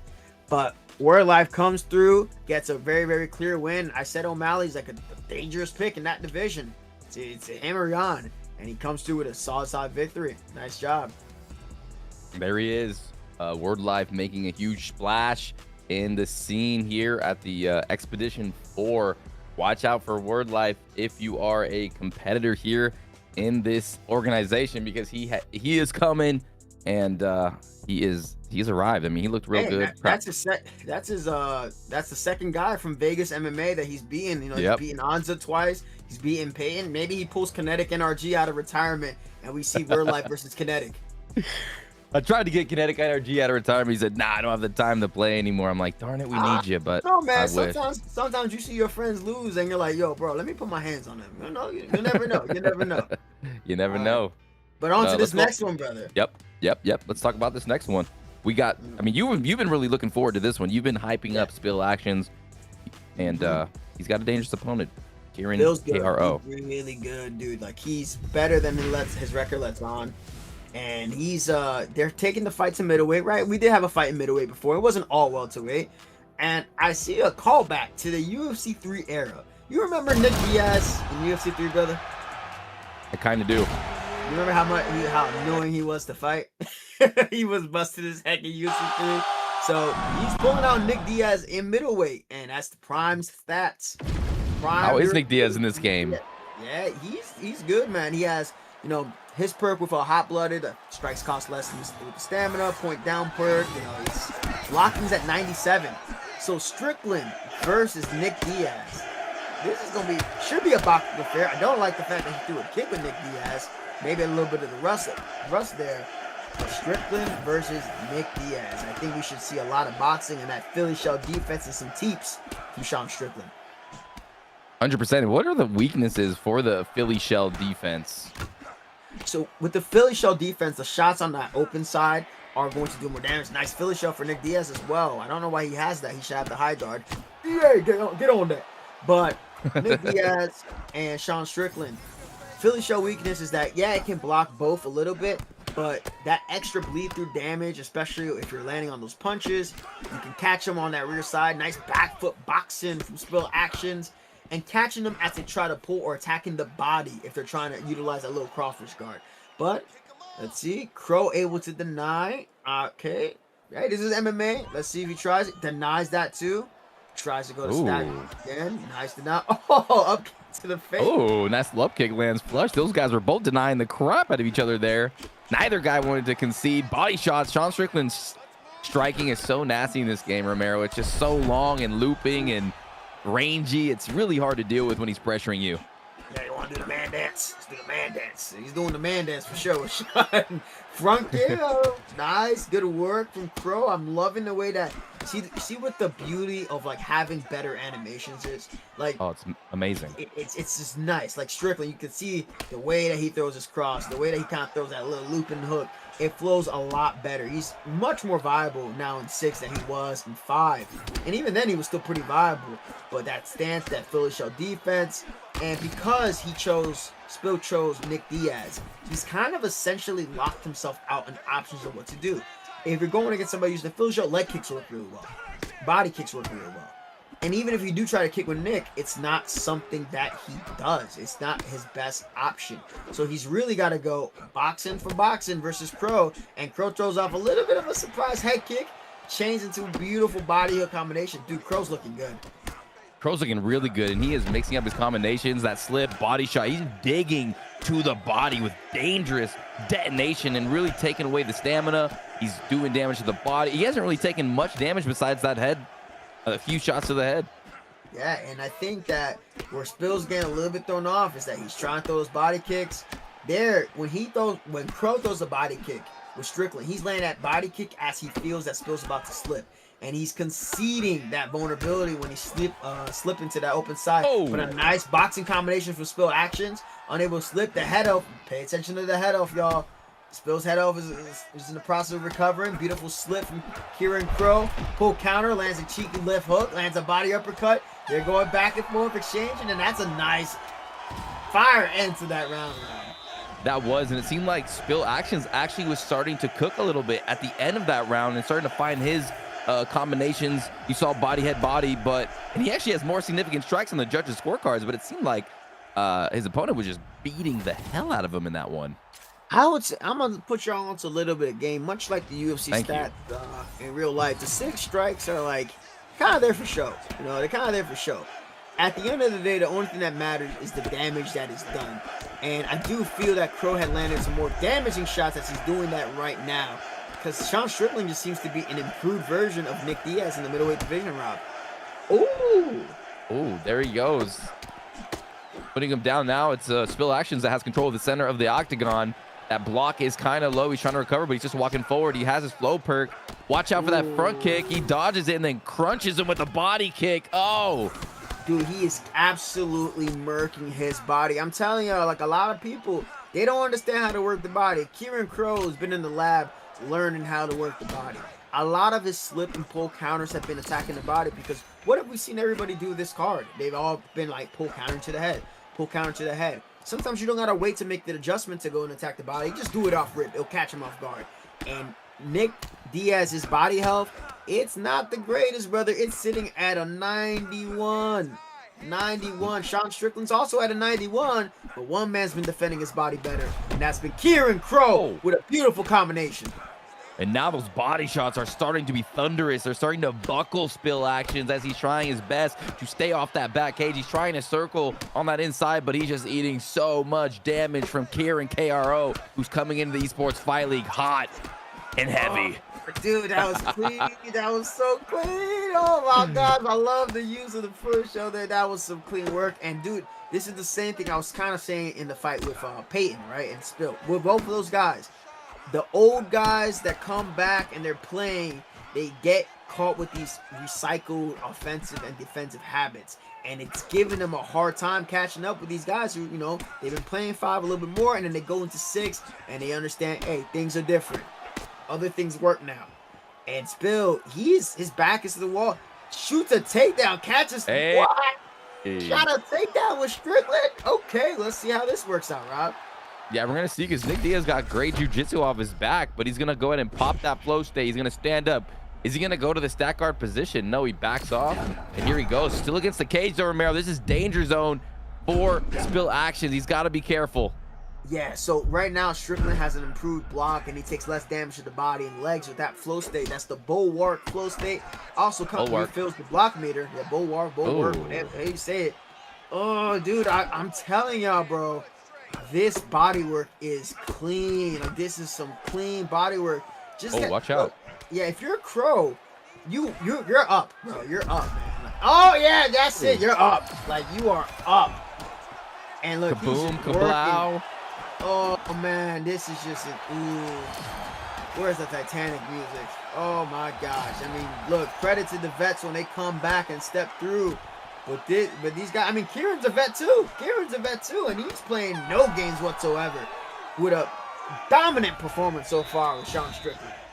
Absolutely extraordinary performance here by Kieran Crow. All the stats in his favor. He's done and dished out so much damage to Nick Diaz. Spill Actions, Nick Diaz, and I don't know if Spill Actions can come back. He did land a couple good shots. He did hurt Sean a couple of times, but we are about to see, ladies and gentlemen, third and final round of the night, and Spill Actions is in all sorts of trouble.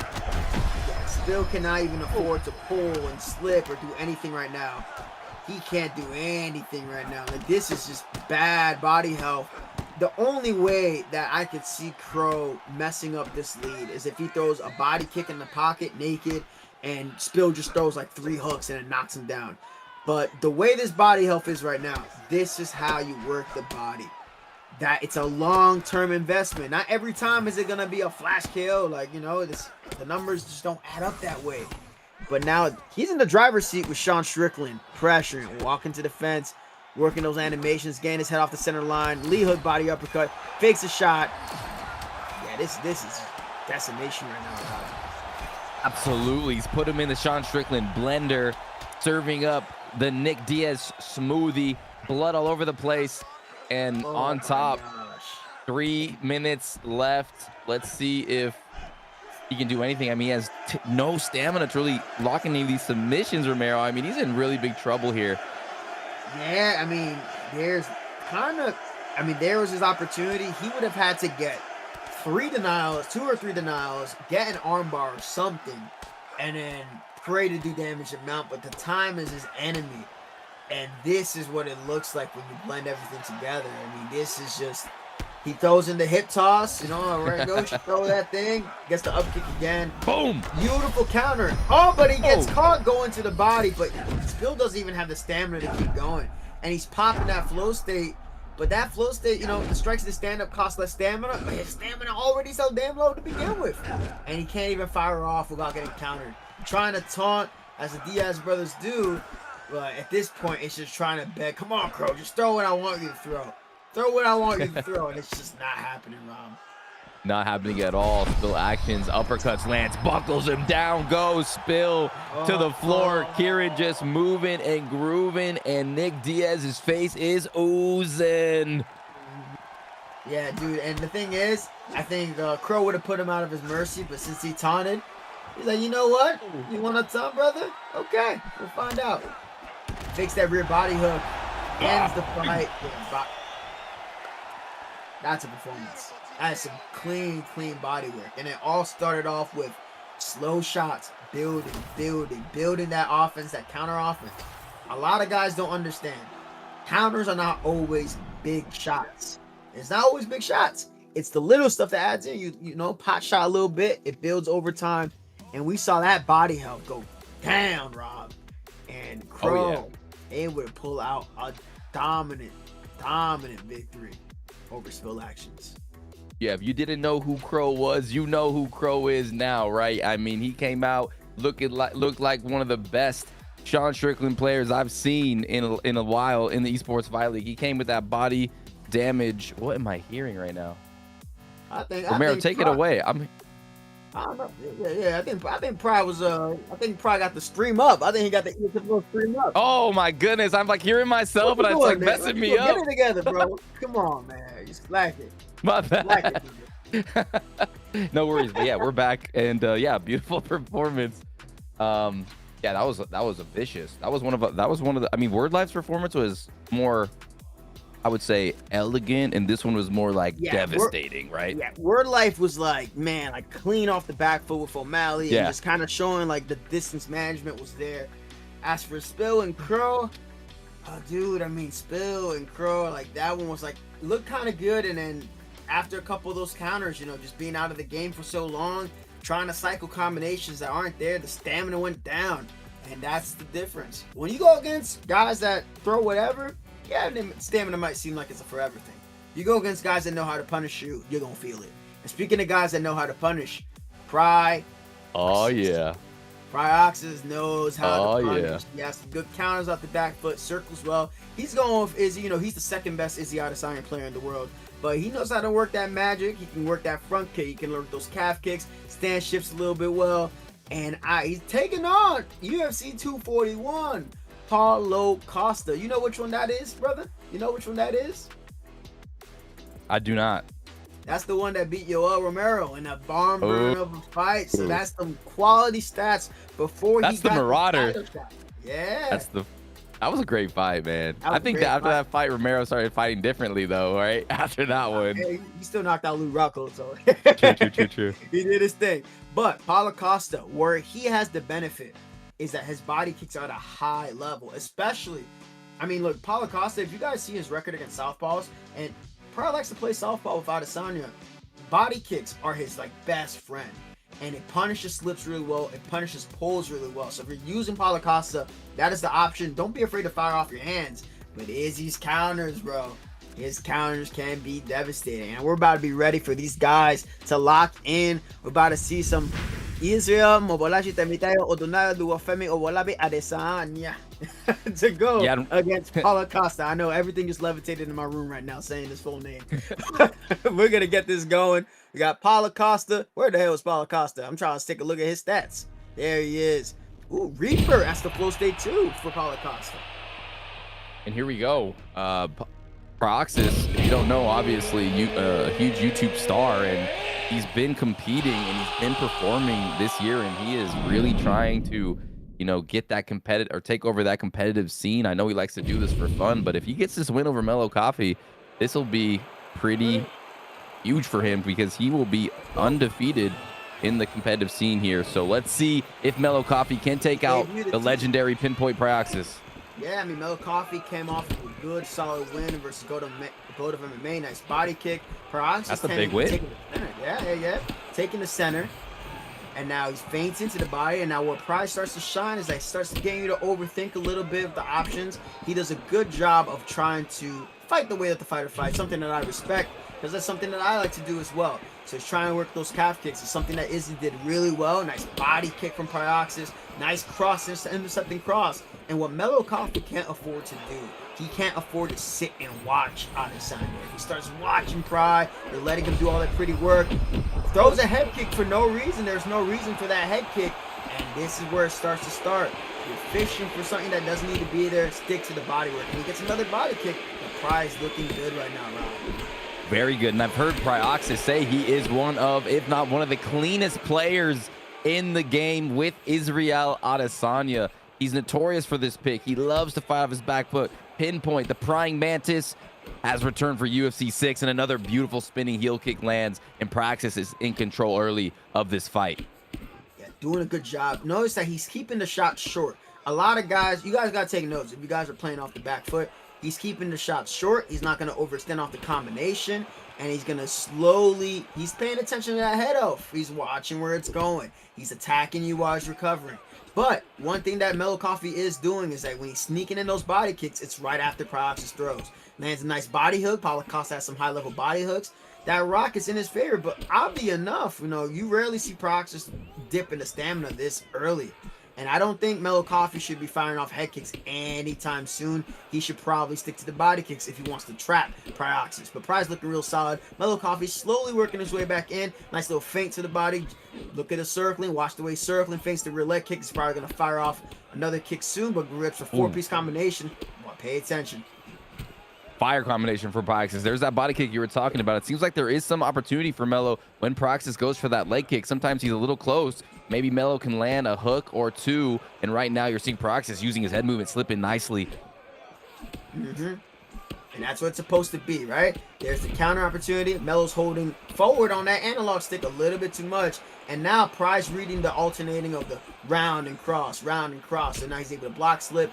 Notice that he's not countering every single time. He's letting the stamina take a hit, and he's pinpointing the shots. So 35 seconds left in the round now. I think you're going to see Pride turn up a little bit now with some more combinations, or you can, you know, choose a circle. I think he's done a good job winning this round. It's going to take Mello firing off a lot more body kicks to really get going here if he wants to.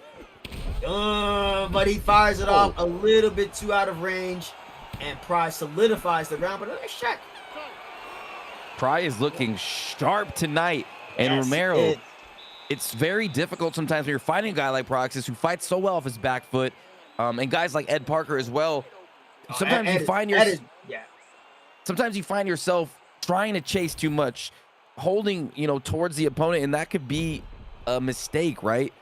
Trying too hard to get to your opponent. What can you do instead to equal out this fight? I mean, it's short shots. Respect, nice grappling. Is that some smack talk right there? No, just like it's just humor. It's just humor. It always cracks me up. No, it's just short shots. He was doing a better job in the early portions of the round with short shots, but like stationary short shots. Yeah, like one shot, and then you decide if you're gonna go forward. But Pride is somebody that, like, once he starts to be up in a round, right? Oh yeah. He's not gonna take the first counter that he sees. He might not even take the second. Hell, he might not even take the third. But he is gonna hit you in that fourth and fifth one as he starts to read. So now he's using the head movement to get out of the way. And what he's going to try to do is pull Mello into his shots. Notice what I'm saying. I'm not saying pull counter into his shots, but I'm saying he's trying to draw Mello to chase him. And what Mello is doing right now that's costing him is that he's holding forward. I can see it in the animation. He's holding forward on the analog stick. And that's why the shots are coming out a little bit slower, Rob. A little bit slower, and that's going to allow Prioxis to really tag his opponent. And Prioxis is doing a good job just staying on that back foot, using that pivot lunge when he needs to get out of there. And Melo really trying to solve the riddle of Prioxis, the Rubik's Cube. Prioxis moving his head well. There's that uppercut. Landing some good shots here. Melo, though, in round number 2. But there, ooh, bam. Does not need to box. He doesn't need a box. He needs to fire. Keep firing the body kick. Reaper flow state is all body kicks. Ooh, but he fires off those. Ooh, but nice. Yeah, beautiful yeah, that movement. was nice. Well done, well done. Yeah, take notes, people. Take notes. You gotta understand the defensive tools are there, but a nice counter from Melo Coffee. Melo might actually be taking this round off of damage. There's a lot of evasive movement from Prioxis, but now with the head elf, pay attention right now, okay? I think Pride's gonna look for his one big moment. He's gonna probably get a secure knockdown, maybe a minute or minute and a half into this round because Melo's going forward a little bit too much. He's doing a good job of chopping that lead leg. Nice slip and move, get Melo chase. There's a 3-piece. The damage is coming. Watch for a big head kick. It's either gonna be a head kick or a 3-4-piece combination round. All right, I'm watching. Let's see if you're right again. You've been right all night. There's that unique movement, but he eats her right hand because of it. Gets an injury. There's the check kick from Melo Coffee. Body kick. Melo Coffee is surging this round. And Prioxis is really loving that duck. Let's see if Melo can make that read, throw an uppercut. But right now, do you think Melo's in control? He's all over Prioxis here. I wouldn't throw an uppercut. I think Pry has a slip counter in the back pocket right now, waiting for Melo to try and rip that uppercut. It's why he's using a lot of preemptive head movement. There's reactive head movement, and then there's preemptive. Layoff is going down. Spinning heel kick from Prioxis. There's a layoff event, and that power has been taken out from Paulo Costa. Like, that power has now dropped. So unless Melo Coffee is able to find a knockdown, he's forcing those head kicks. He doesn't even need the head kick. Does that leg health event get Prioxis the round? It can. It's not a guarantee. Okay. I mean, the damage is looking good. If you're Melo Coffee right now, you want to rip to the body. Every single time you've put Prioxis to the fence, he's lunging out the way and you're chasing the head too much. If he rips 3 body hooks, I wouldn't say there would be a flash KO, but I would say there's a better chance of him pulling the fight in. Now, that corner looks encouraging. You know, it doesn't look like a depressed fighter. It doesn't look like a sad fighter. There's a good chance he still landed enough damage on the feet, right? Oh, look at the highlights. It's showing off that body kick. There's a good chance it could be 1-1 just off of some of the damage of the body kicks and the hooks alone. I mean, safe bet. Might be still 2-0 for Pride, but I don't know, man. Those body kicks were adding up around 2. But if Melo throws another high kick again, he's going to get flashed. All right, let's see here what's going down, man. This is a sweet fight. A difference of styles. Paulo Costa, thunderous shots, looking for the body kicks, and it's Prioxis trying to get him to pull into his shots and trying to land that devastating counter. Prioxis needs to get something going here. He needs to move in there. Now he's starting to put the pressure on Melo Coffee here. What I think Pry's going to look to do is he's going to try to bait Melo into moving his head again, because now Melo's in a position where if he ducks and he slips and he eats a leg kick, it's going to be another leg health event, at least 1 or 2 more. And I think where Melo has to do, he has to throw off that rhythm of Pride. He's been throwing those straight round straight. He needs to go. Ooh, nice uppercut lands. Nice, beautifully question mark kick. He's got to go more rounded shots. His head off is low. Now there's the pull of those shots again. Body kick lands again once more. Pride's going to be on point with ducking. He needs to just stick to landing those body shots, because if he catches Pride throwing or pulling, ooh, and lands a body kick, that's when things are going to change. But he's cycling a little bit too much animation. Oh, man, bang. But he's catching Pride by the fence. I think, dude, if he goes jab, lead hook, rear hook, he might be able to catch Pride. Because Pride is slipping or doing some type of lunge to that side every time he throws. Oh, dude. Pride's getting caught here. Pride is getting caught here. Again and again, Melo's cooking. I mean, Pride's got the rock, but that damage buff from, oh, he's almost about to punish him for that close-up kick. Dude, I would hate to see Pride like blow this performance, because he was looking so clean with those defensive efforts. But Melo, what he's doing is changing the timing of his shots. He's throwing some feints in himself, and those hooks are adding up. I think that little Paulo Costa animation, gets nailed by the overhand. No, Pride's gonna take his time. He's got into rock. Oh, it's rock! The equalizer! Here comes Melo. The Marauder, Paulo Costa, coming forward, trying his best to put away the Prying Mantis, but Pry, Holy crap! Pry's in trouble! Bro, if he goes hooks, He's if he goes hooks, he'll take him out. Oh my God! Oh!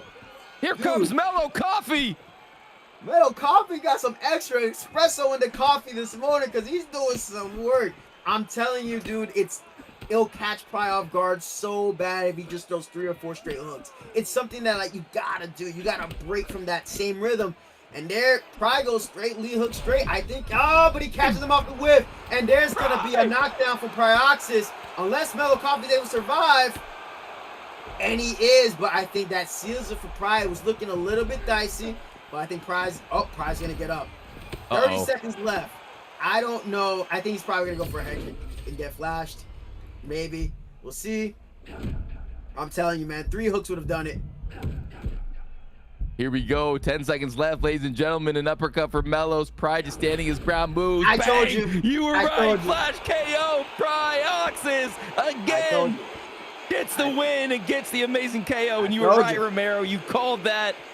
Told you, it's a Talk time us through thing. that. You gotta manage the time. It's about managing time. And so like now you're down in the fight. There's only one thing you can do, and that's to go big. And what costed Mello that fight was not changing his shot selection. He kept going straight, round straight. And guys who have their defense on point, they're gonna recognize when you're going straight, round straight. And Pry did a good job of lunging. He did a good job of slipping, chaining the slips and ducks together, lunging out from the exit. Got a little bit hairy on the fence, got caught a little bit with some hooks. And I really want to see the scorecards, how they scored the first 2 rounds. But he stayed composed. He knew Mello would overextend because Mello kept going forward instead of getting in range and then firing 1 shot. And that's what costed Mello Coffee this fight. This was a good win, and he got tested. Probably got tested in this fight against Mello Coffee. Shout out to both of these gentlemen. It's a good fight. It's a good, contrast of styles too, especially contrast in matchups. I didn't want to see Adesanya versus Alex Pereira again. You see that all the time. But good on Mello for the Costa pick. Good on Pry for the Adesanya pick. And great use of some of those defensive actions as he pulls away with the victory with 3 seconds left in round 3.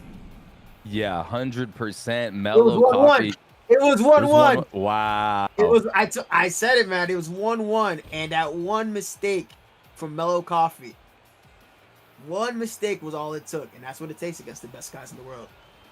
And Mellow Coffee, like you said, he looked really good, and he was fighting amazingly, and he's putting Pry in the cooker a couple of times. He was landing those hooks. He was hurting him. Pry really had to face some adversity there, but that just shows how good Pryoxis is in this game.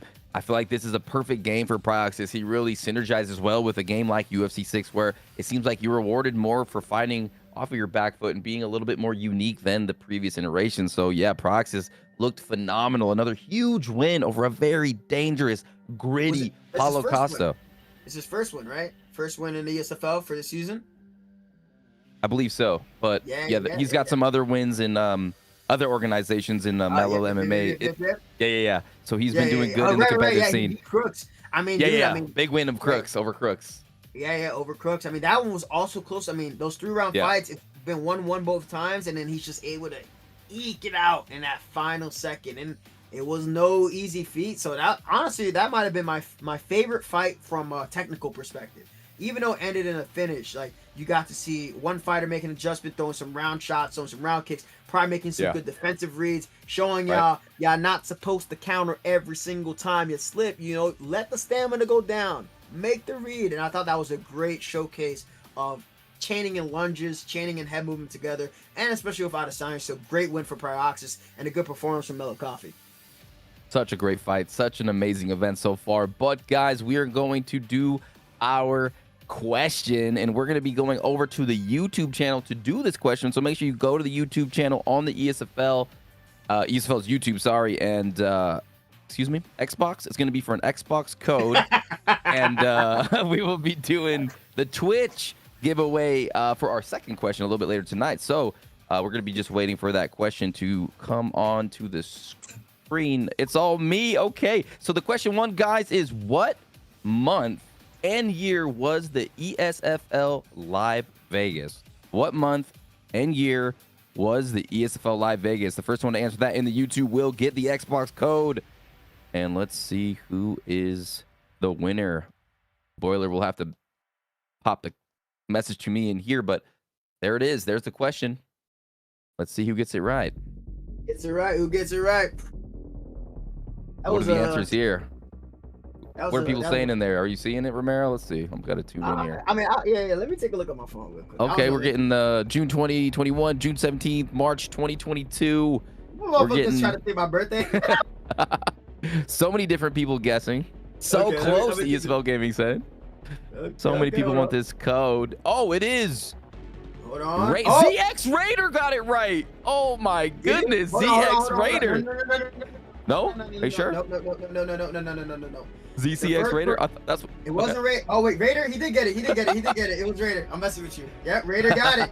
Raider got it. It is. That was the day.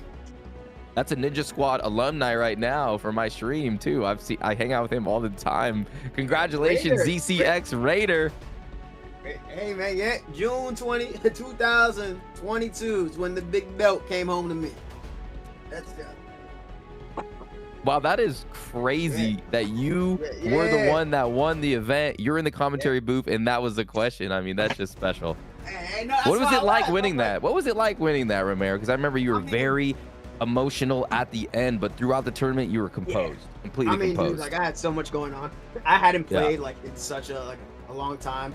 My father was like dealing with cancer, stuff like that, so I was able to use like the money to go and help pay for his medical payments out in DR. Wow. So that was cool. But yeah, the competition is like, for the longest time, like everyone's like, now we have crossplay, but for the longest time, it's like Xbox this, PS this, and I was able to take out so many PlayStation and Xbox champions, right there in person. I always said, like I kind of said, like, dude, if I get warmed up and I'm like in front of anybody, I'll beat them. I'll beat them. And as the day went on in Vegas, I started getting better. And even then, I still don't rate it as like the best performance. I think it was like super fun. In my I rate that performance like a B+. I'm like, if I wanted to like, even if I won the whole thing, I'm like, man, if I would have like blanked everybody and nobody could rock me, nobody could stun me, nobody could knock me down, that's an A++. But it was a fun time, and it was just great to see a good. The community aspect was cool. Got to link up with a couple of my boys there, got to train out there. It was just fun, and it culminated into a very fun day that, they got to do one for UFC 6, like an actual ESFL World Championship, not whatever they did out in London. That was a little pub action. They got to do some actual action. Feel me? I feel you. And then one more question for you. What's the difference between playing someone online and playing someone face-to-face in that LAN setting? Was there any nerves?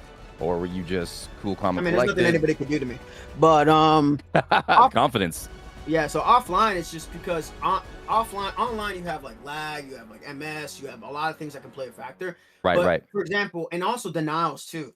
So like in UFC 4, you had like the Osotogari online, super hard. It was like pretty hard to deny. Like people could mix that in. It was like worthless at the live event. Like nobody could get it. It was worthless. Adesanya was ass cheeks in UFC 4 online. He fucking sucked.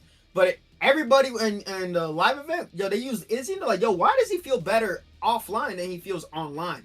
And I think a lot of that has to do with delay. A lot of it has to do with certain frames and stuff like that. So it's really, it was really cool to kind of like figure that out in live time. And counters too. Like a lot of counters are just even better. Counters a lot better because there's you're right there. You're right in front of the person. So you get to let loose another rip. All right, awesome. A nice little blast from the past. The question, congratulations, Raider, winning that Xbox code. We'll be doing another code on Twitch a little bit later. Raider went on my Instagram. I bet you Raider went on my Instagram. Pull that shit up. We're going to be getting on to this next event. It's going to be the co-main event here. Or is this... No, we're the co-main. We're at the co-main now. Yeah. We're at the co-main, ladies and gentlemen. It's JC21 versus what?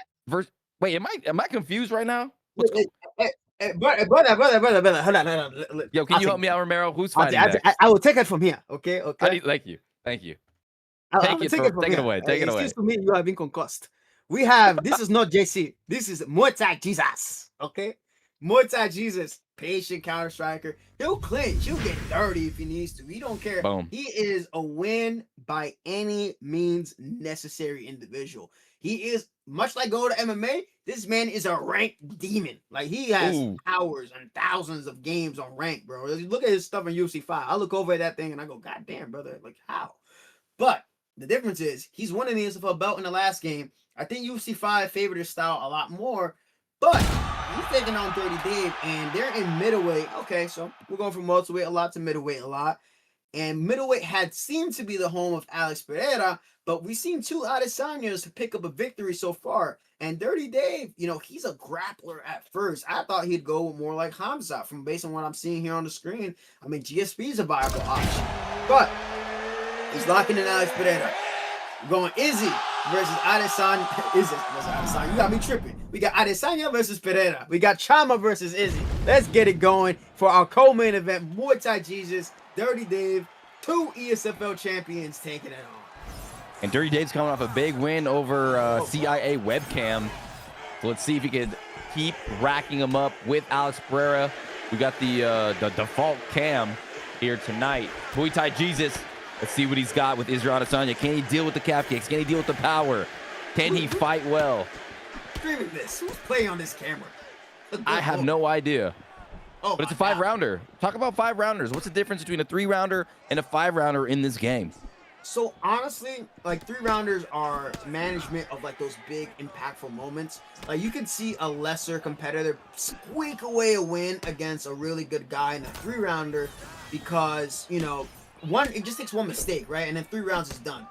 5-rounders, if the vets have usually shown a better case study of being able to kind of pull away in the later rounds, barring any shenanigans, like any exploits and stuff like that, those later rounds really start to show the dividends to the body, the damage, the stun meter, which is an invisible meter that goes behind the head of, which I'll explain some other time.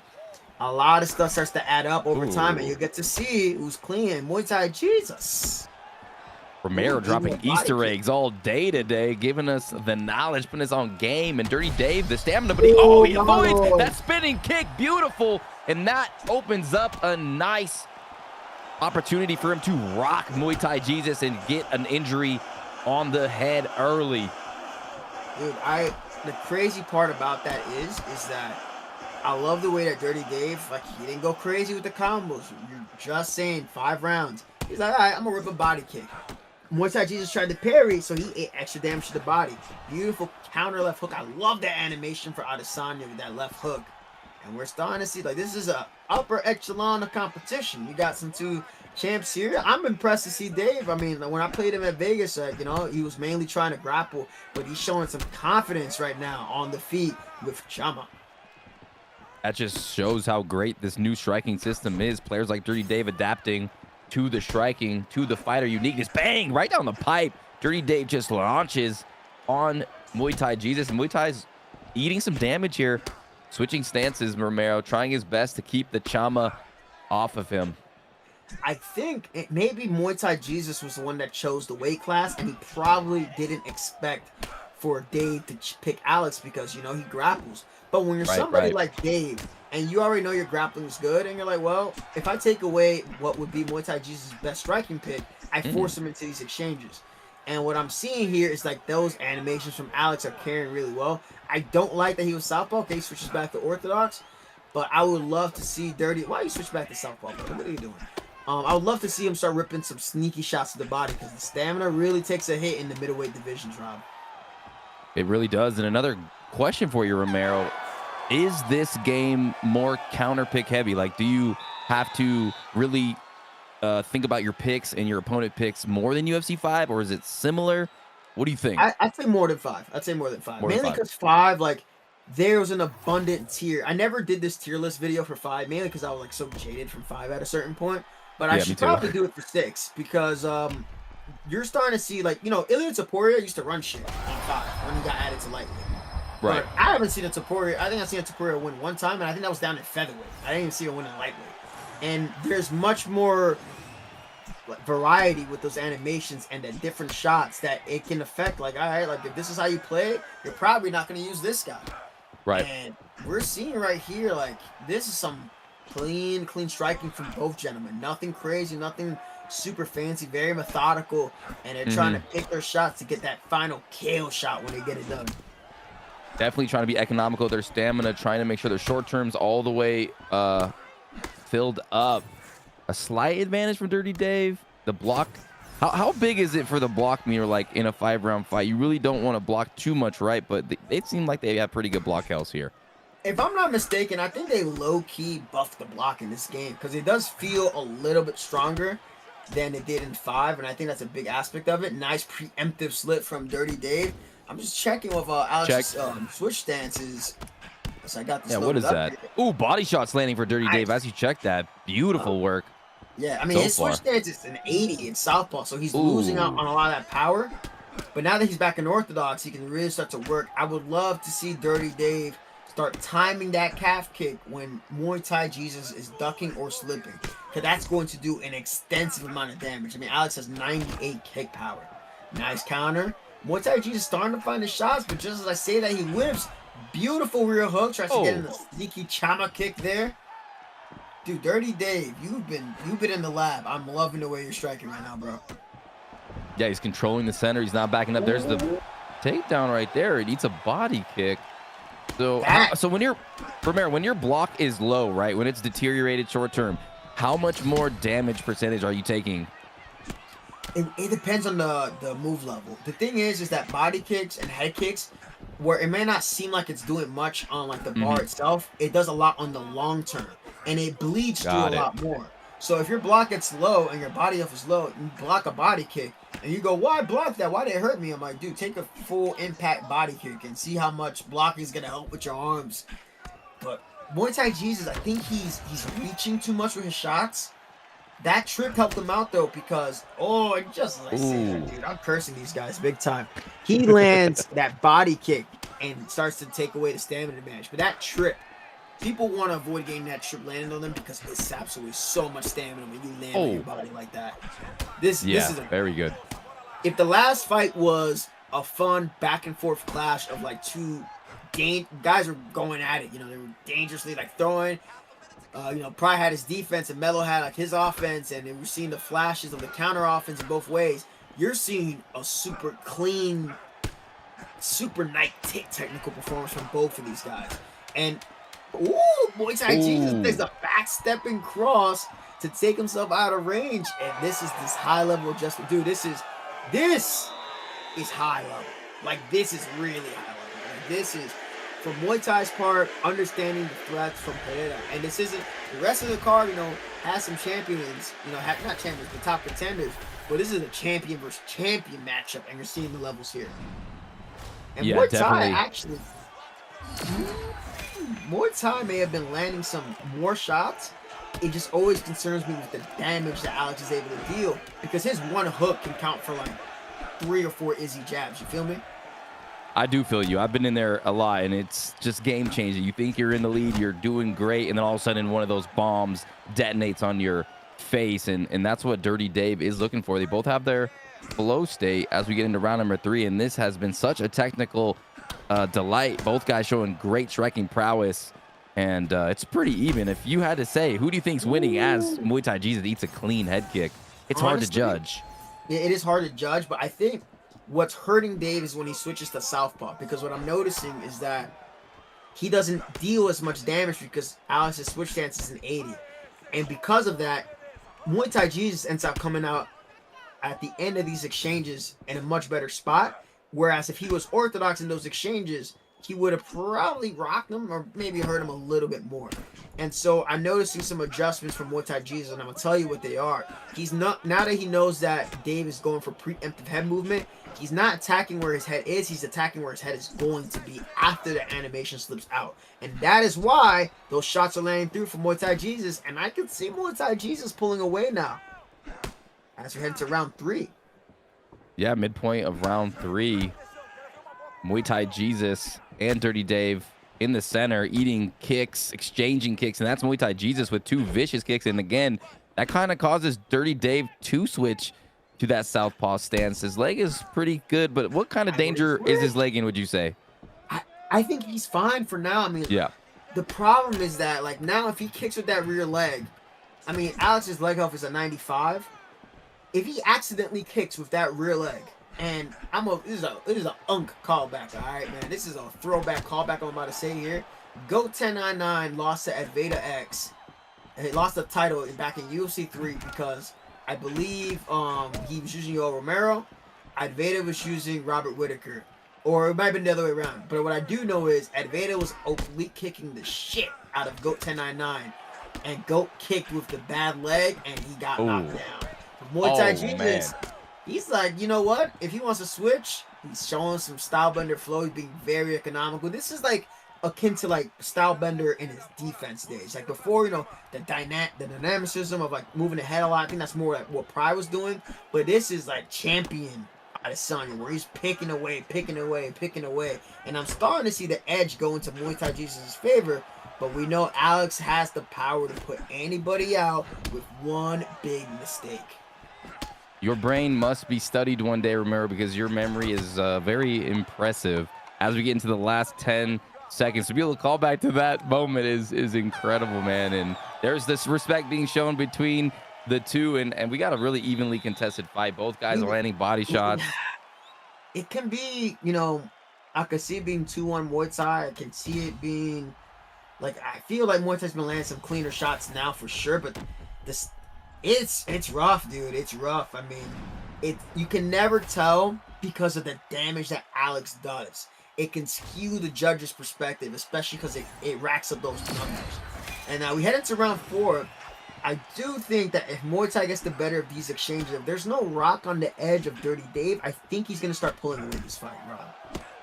So what do you think about Alex Pereira? Do you think he needs a little bit of a nerf? Do you think he's too OP? What's the weaknesses there when you're playing Alex Pereira? Is there any? There's weaknesses, obviously, with grappling, but it's honestly the way his flow state works. But both gentlemen are opting not to activate their flow state. Alex's flow state, oh my God. Oh, beautiful head kick. And I think that's going to seal the fight, dude. Against good guys, actions like that make it almost impossible to come back. And now you're seeing the feints. You're seeing the Adesanya flow. Uses the forward lunge to step into range. Throws in that cross. I mean, that rear calf kick. And then it starts to set up his right hand.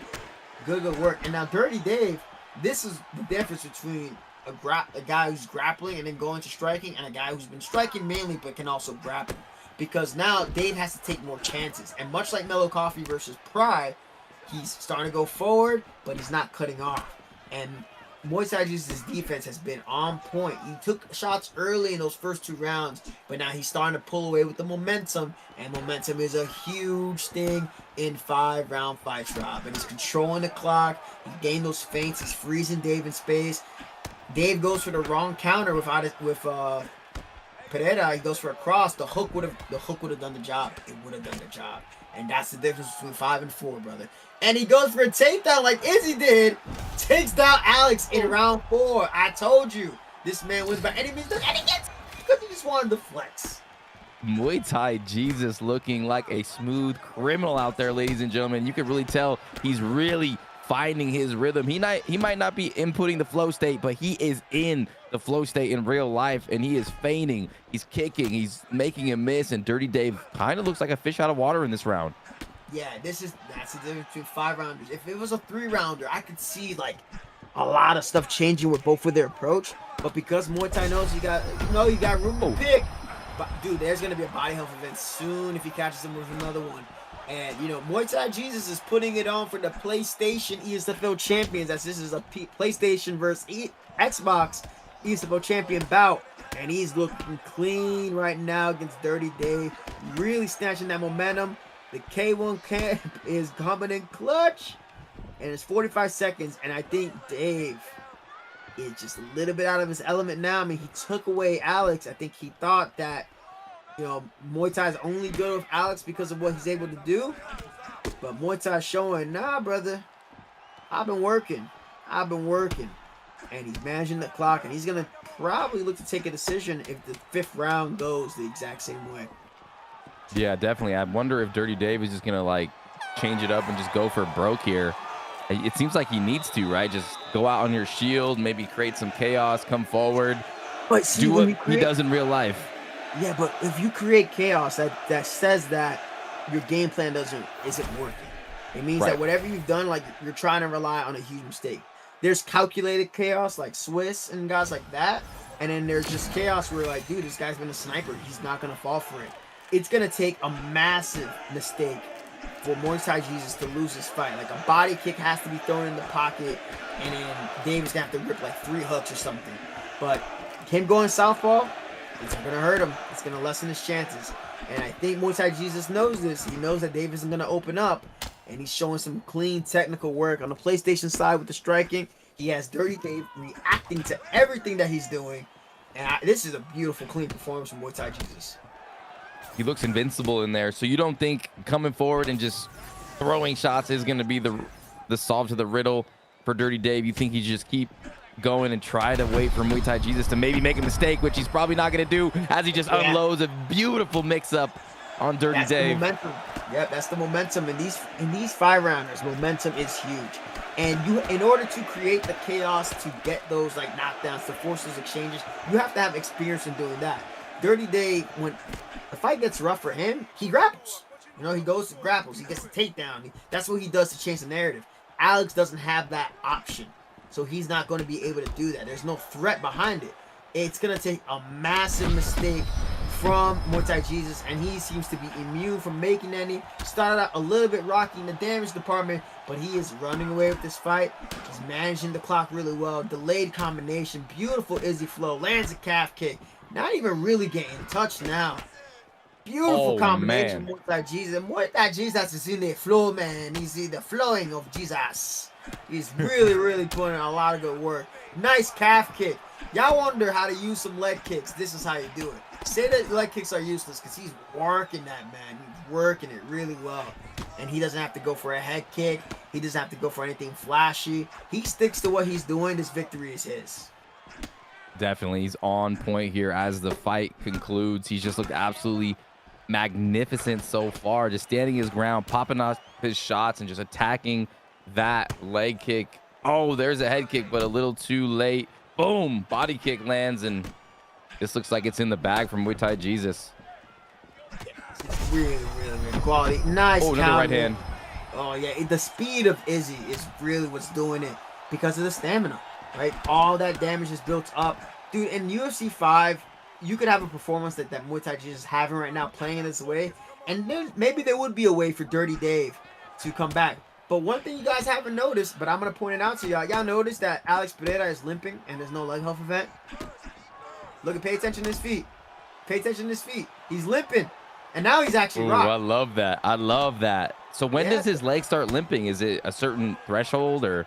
Yeah, like once the health gets to a certain point, you've been rocked, the limp starts to happen because you're hampered because of the movement. So people have been wondering, is leg health going to be affected?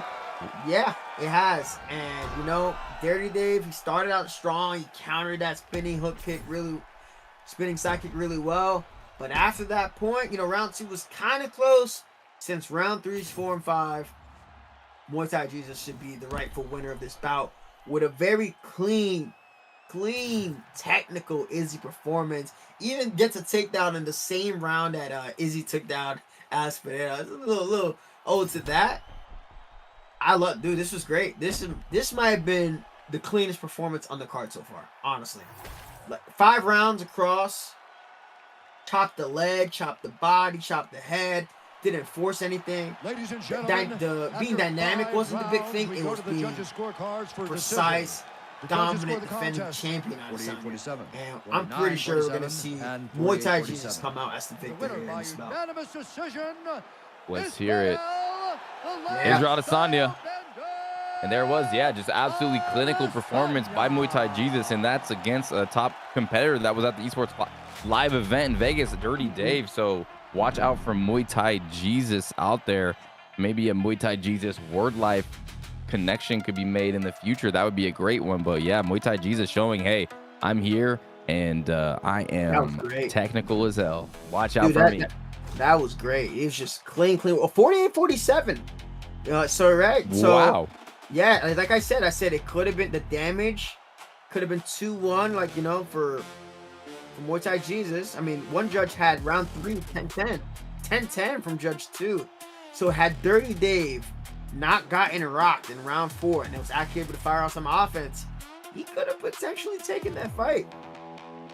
Yeah, a lot closer than we thought, huh? I mean, sheesh. It seemed like he was really taking over at the end there. Yeah, rounds 3, 4, and 5 were clearly his rounds. I thought, round 3, I know Dave landed some really good shots around the end, so maybe that could have earned it. But I mean, the rifle guy won. I think he won. For sure. I mean, he finished out real strong, and he did a great job. But Dave, usually a grappler. It is an exhibition card. I know the wins get counted, but not really. But get counted, but not really. The losses still sting. The wins are still good. But good on Dave for choosing Alex. Trying to get some work in. Muay Thai Jesus, great performance. But now we're into some interesting work here in welterweight. We're back here again. God damn it! Why we gotta be back here, Rob? Yep. Before we get there, we still have one last question, Romero. And if you want to go ahead and read this one. If you want to see it, it's in there. We're going to be on Twitch only, guys. Go over to Twitch. Twitch.tv/ESFL Gaming and get your question. Romero, you want to read this one? Do you see it? Yes. Name at least 3 of the semifinalists of ESFL London. This will be Twitch only. All right, there you go, guys. Name at least 3 of the 4 semifinalists of ESFL London. Get your answers in. It's giveaway time. We're giving away a PS copy of the game. And we're already getting people guessing. Wordlife is guessing himself. Wordlife 97. Wait, Wordlife, were you even there? Wait, you weren't in London?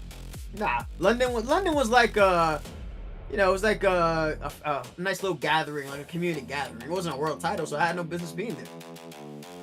Did you think about going there? Did you I was thinking about it, but the winnings didn't match what Vegas had, and it also wasn't gonna have the same number of competitors. Like I think London had like 10 or 11 or something like that, and Vegas had 24. And there was a lot more. There was way more ESFL champions. I think there was only one with an asterisk on it at the ESFL London. Yeah, feel me? Yep, I feel you. So you said ESFL London much more of a dangerous weighted competition. I think London was more of it was a great community builder for that region. I think it was good to get the live event scene going. And I think, we got an answer here, Romero. Got an answer. Okay. Who got it? You read it out. Put it Andola. Andola is correct. Nas Prophet Carnalito. Carnalito. Yep, that's Carnalito. correct. Carnalito. There you go. Prophet. Yep. It is Andola, your winner. Prophet was actually a guy. He surprised a lot of people because I think nobody had seen him. This is what I mean about offline versus online. The guy was like kind of unranked here and there, but he was mainly an offline player, and I believe he made the final, or he at least made the semifinal. Yeah, final against Nas. Yeah, he shocked a lot of people, and that's the difference between offline and online. But I do think ESFL, EA Sports UFC, and especially if we get another partnership with the UFC again, we should do more regional events like ESFL London, like ESFL New York. You get ESFL LA, ESFL That'd be Texas. Awesome, man. Right? You get more events UFC like League. The UFC League was prime. Oh, that was great. Yeah, that was great. That was amazing. Yeah, that was good. So more of that. Yeah, more of that, and then you get another big event like Vegas where you had everybody flying in from different parts of the world. Oh That's man, good. Yeah, that would be special. That'd be really good. So something to look for next one. Texas. Ooh, Texas. I've always wanted to go to Texas. I always want to go to Texas too. I mean, we do Texas and then, have all the world guys fly in, and it basically going to be Vegas point 2, and then you'll see me there. Yes, sir. All right. Well, there it is. There's our giveaway. And we got something special here. Our main event of the evening, Romero. Let us break this down. What's going on? We got Papa Doc. Oh, Papa Doc. How do you feel about Papa Doc? He's a veteran. He's an OG. That's my campmate, dog. That's my dog, man. Pop. So Papa Doc. Yep. With Papa Doc, I mean, GSP versus Makhachev. Makhachev has the advantage in the overall power. I don't know how well Doc is going to use GSP's animations. I'm sure he's been in the lab with him, and I'm sure he's going to work on trying to interrupt Makhachev, especially if Makhachev's throwing that rear hand a lot. Makhachev, what he does better than GSP is that he has some really, really nasty subs on top, those pressure chokes and everything. GSP has obviously quality armbar, but both gentlemen, it's going to be a battle of who gets top position first. I promise you, whoever gets a knockdown, whoever gets on top first and gets to show off the wrestling. Trixie, quality wrestling, good clinch game, good offense in general. Whoever does that first, I think it's going to be going to the traffic coming up. All right, here we go. Papa Doc. I feel like he's played GSP in the past, but I might be mistaken. But Trixie, Islam Makhachev, this is going to be an interesting battle. A lot's probably going to be taken on the feet, but they will go to the ground if necessary. But maybe it's just insurance, you know? Hey, at least I could grapple if it goes there. I mean, yeah, but you got, if you want to grapple, you got to take that damage. And Doc, he actually lost to, you know, Swiss Liebacks in the Mellow MMA card. You know, two campmates going at it. He rebounded with a quality win on ESFL last year. So he's, whoa, my lord! Holy Papa Doc! Already coming out like a banshee. Papa Doc putting it on Trixie early, cracking him in the clinch. He's all over him, Romero. Wow, Papa Doc with the confidence. He said, yeah, brother, we could do this. We could swing. Dude, to start out with a knockdown early, Trixie does a great job of breaking out of that position. But remember, this is 5 rounds, and Papa Doc has to pace himself. You throw this damage out there too early, and you gas out against Makhachev against a quality guy like Trixie, no good. And Trixie, open stance, landing that body kick. Papa Doc's health, GSP's chin is not the greatest. Everybody knows this. It's like, you know, sitting the 92, 93, something around that line. And man, that's a fast start to this fight, Rob. Most definitely a thunderous start, but here we go. Trixie stabilizing early, and he's starting to let his hands go. We all know Trixie is notorious for his combinations, his lightning fast combinations, his mix-ups. But hey, Romero, could you come out and try to go for the first round finish in esports event like this? Would it be smart? I mean, I got a good portion of them, but it's not. You can't force it. You can't force it. Right. If you force it, if it's there, it's there. Yeah, like if it happens, it happens. If you force it, you're gonna be against anybody competent. They're gonna make you pay for it. And honestly, I didn't even know. Damn, beautiful little single from Papa Doc, almost max GA. But this GSP's prime stats, I think before it was a 92, they actually have that stat sitting at a 94, so his chin actually can serve here. It can work here. His submission defense is at 97, submission offense at a 94. Blocking is at a 99 for GSP. Shit, I learned something new today. I didn't know they did that for him. You know why? It's because EA's in Canada. That's why. They should have given an extra love. That's what it is, Rob. Oh, extra love for GSP. That's nice. Prime GSP 94. There. Oh, couple of shots. Ooh, that's quick from Islam Makhachev. Those straights.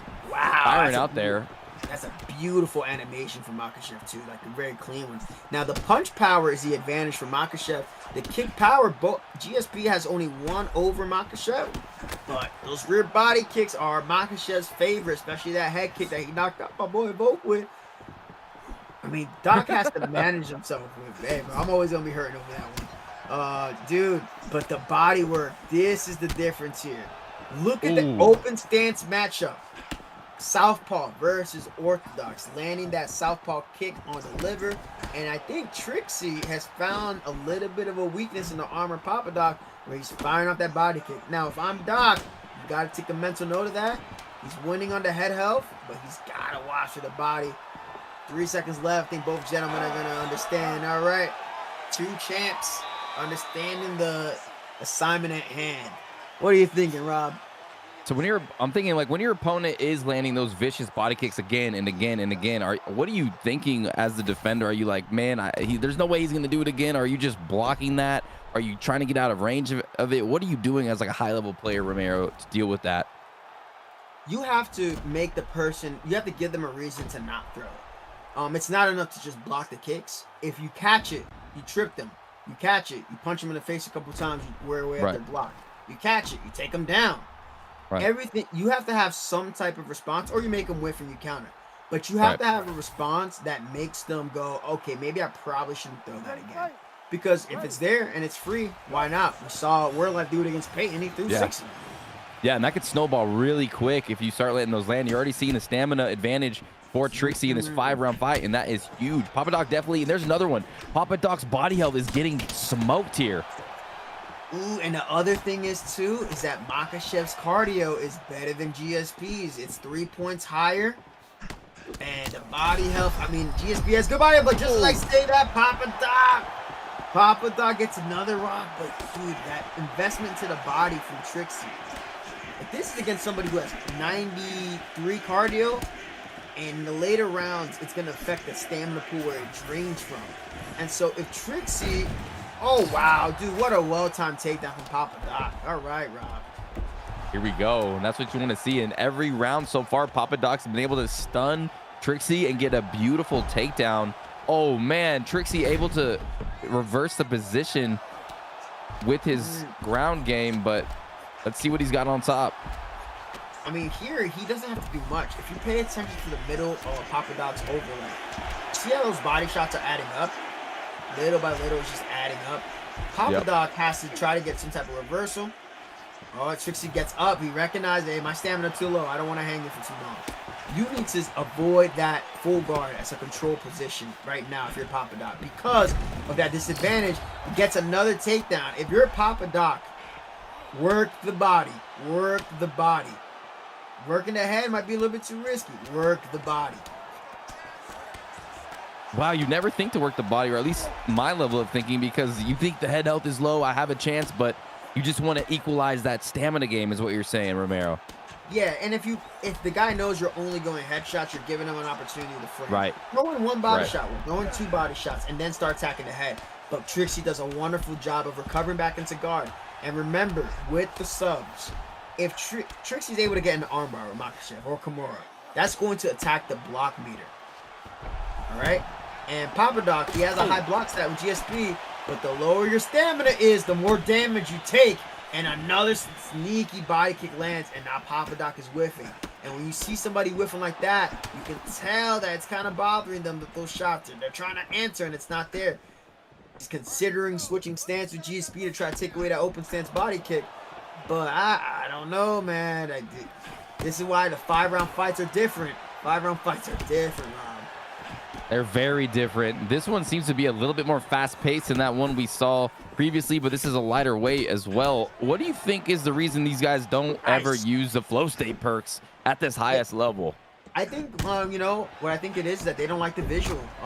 Some people just don't like the visual, or maybe they're saving it. The thing is, though, both of these guys, their flow state is on the ground.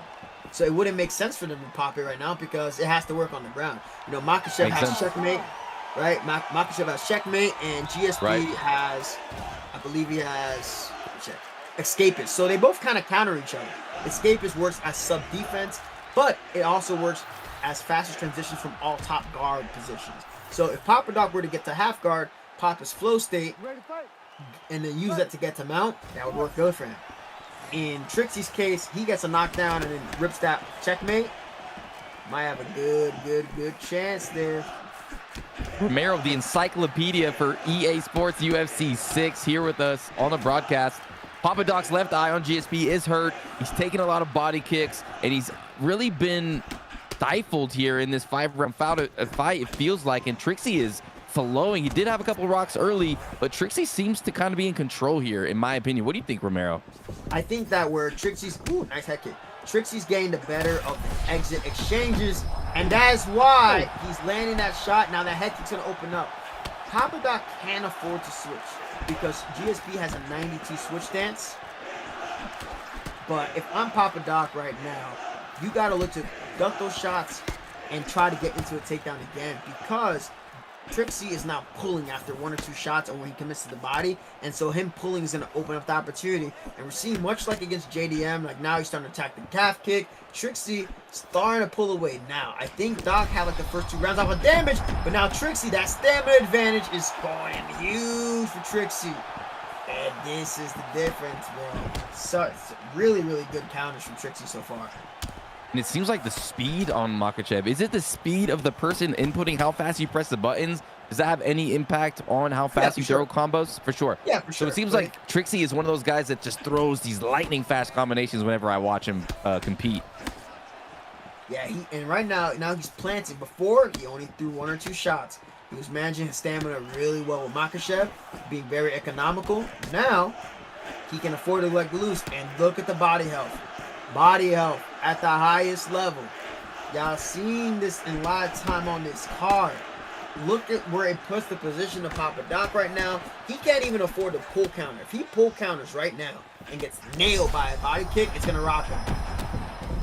Detonates on him. Trixie on top looking for the finish. Wow, Oh, Papa Doc. beautiful able to job. survive. One posture will end it though for Trixie. Oh, denial. Papa Doc holding on. Trixie has Fakes an XBA. He's gonna transition him out, and this fight might be over. Danger zone. Oh, he's able to escape. He's out. Oh, but a denial there. I think Papa Doc is panicking a little bit because now we're starting to see how. Look at how this plays out into the grappling. Look how it plays out into like the striking. That stamina advantage is big time. Papa Doc escapes again. He's surviving like a roach in a nuclear war, refusing to get finished on the ground here, Rob. Man, them Hawaiian roaches are hard to kill. I totally know how that goes. And Papa Doc trying his best to get to round number 4. Trixie all over him. And it seems like Islam Makhachev builds that GA faster with those body punches. I honestly do that. He's just on point now. It's now all or nothing. Like, look at how much Trixie was able to throw. That might be a 10-8 round. Yeah, he threw a lot that round. And a lot of us saw shots on the ground, obviously. They don't separate striking and grappling stats. But everything started with the body kicks. The body kicks opened up everything. And now Papa Doc finds himself in a position where he needs to, A, get top position. B, can't afford to relinquish it at all in the slightest. Oh, no, not a freeze. No. No. What did you do? Romero, what did you do? I did what the fuck?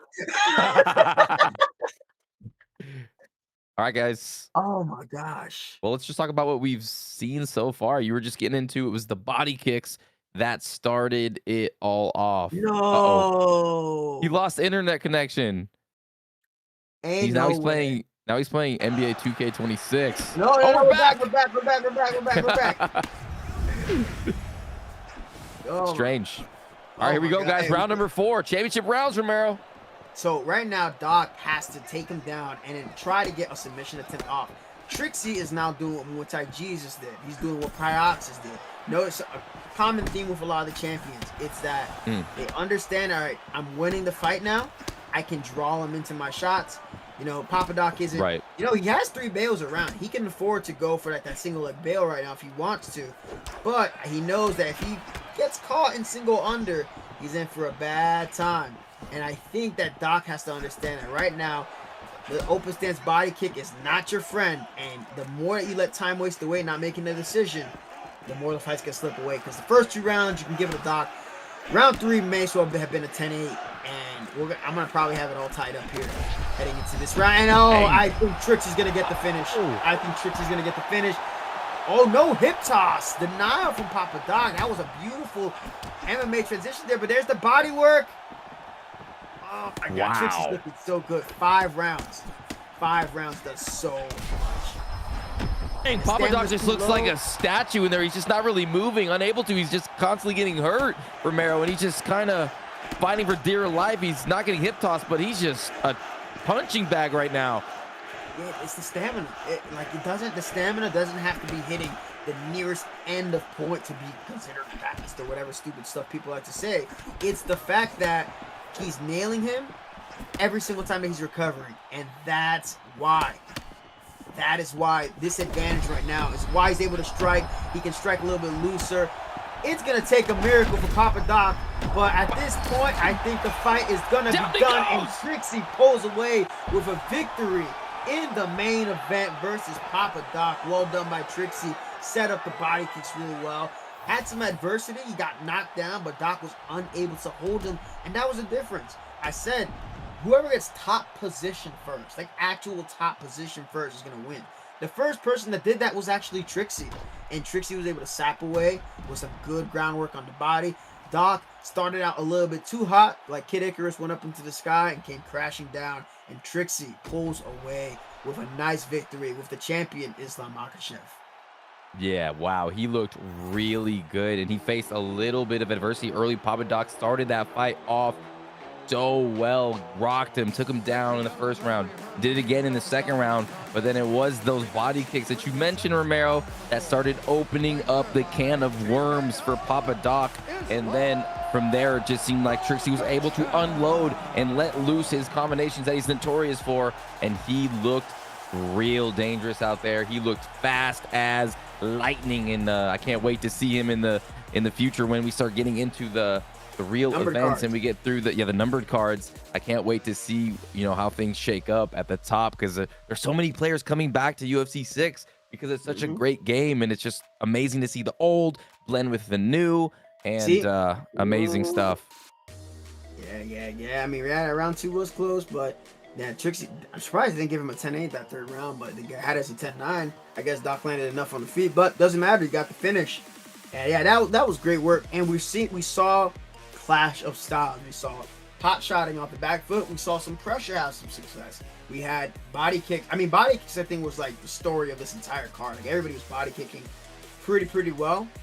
But the investment, you saw Muay Thai Jesus invested in the legs, invested in the body, pays off in the later rounds. You saw Trixie invested in the body, landed some short shots, didn't overextend. One guy blew his load. He threw his stamina, and it costed him in those later rounds. And we're seeing the difference between 3-rounders and 5-rounders. And if you're a guy who's trying to get that title belt, you're trying to become an ESFL champion like a lot of the other guys who competed, you gotta know how to compete in those 5-round fights. Because 3 rounds, it's 3 rounds. 5 rounds, whole different ball game.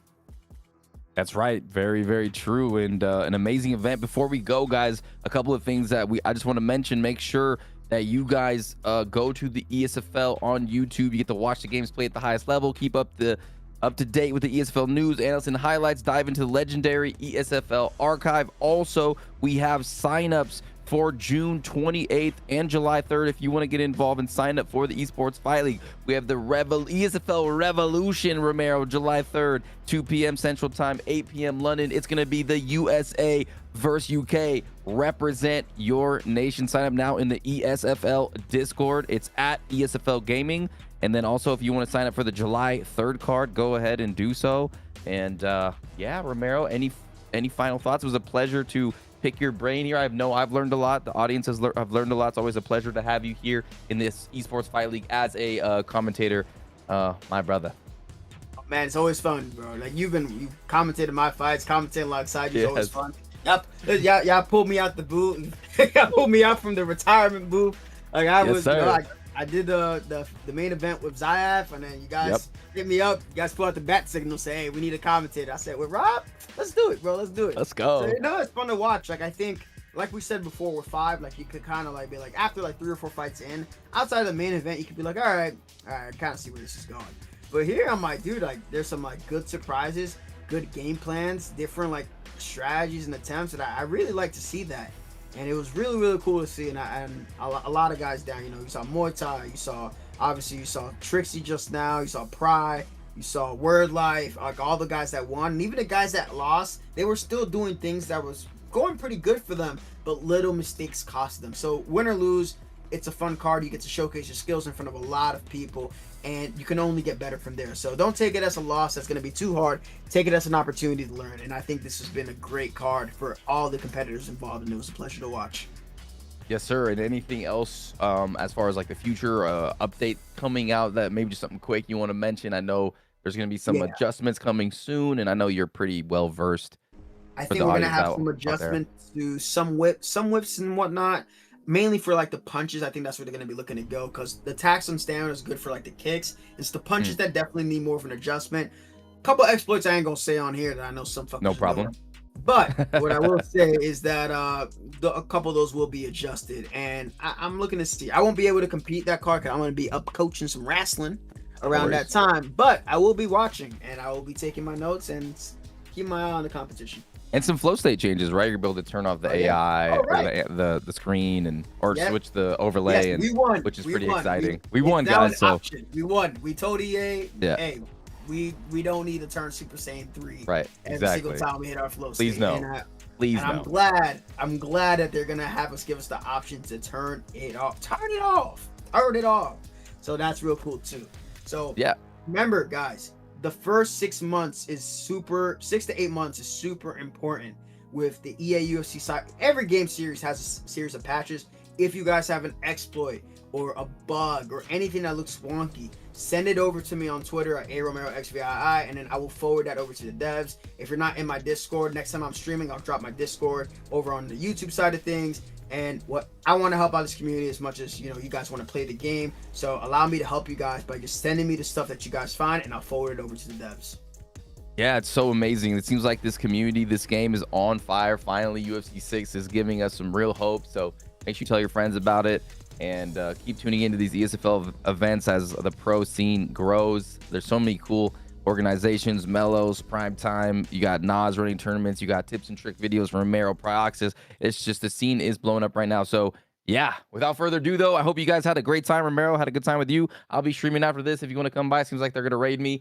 I'll see you guys there. But yeah, good show, Romero. Take care, everybody, and see you next time. Adios.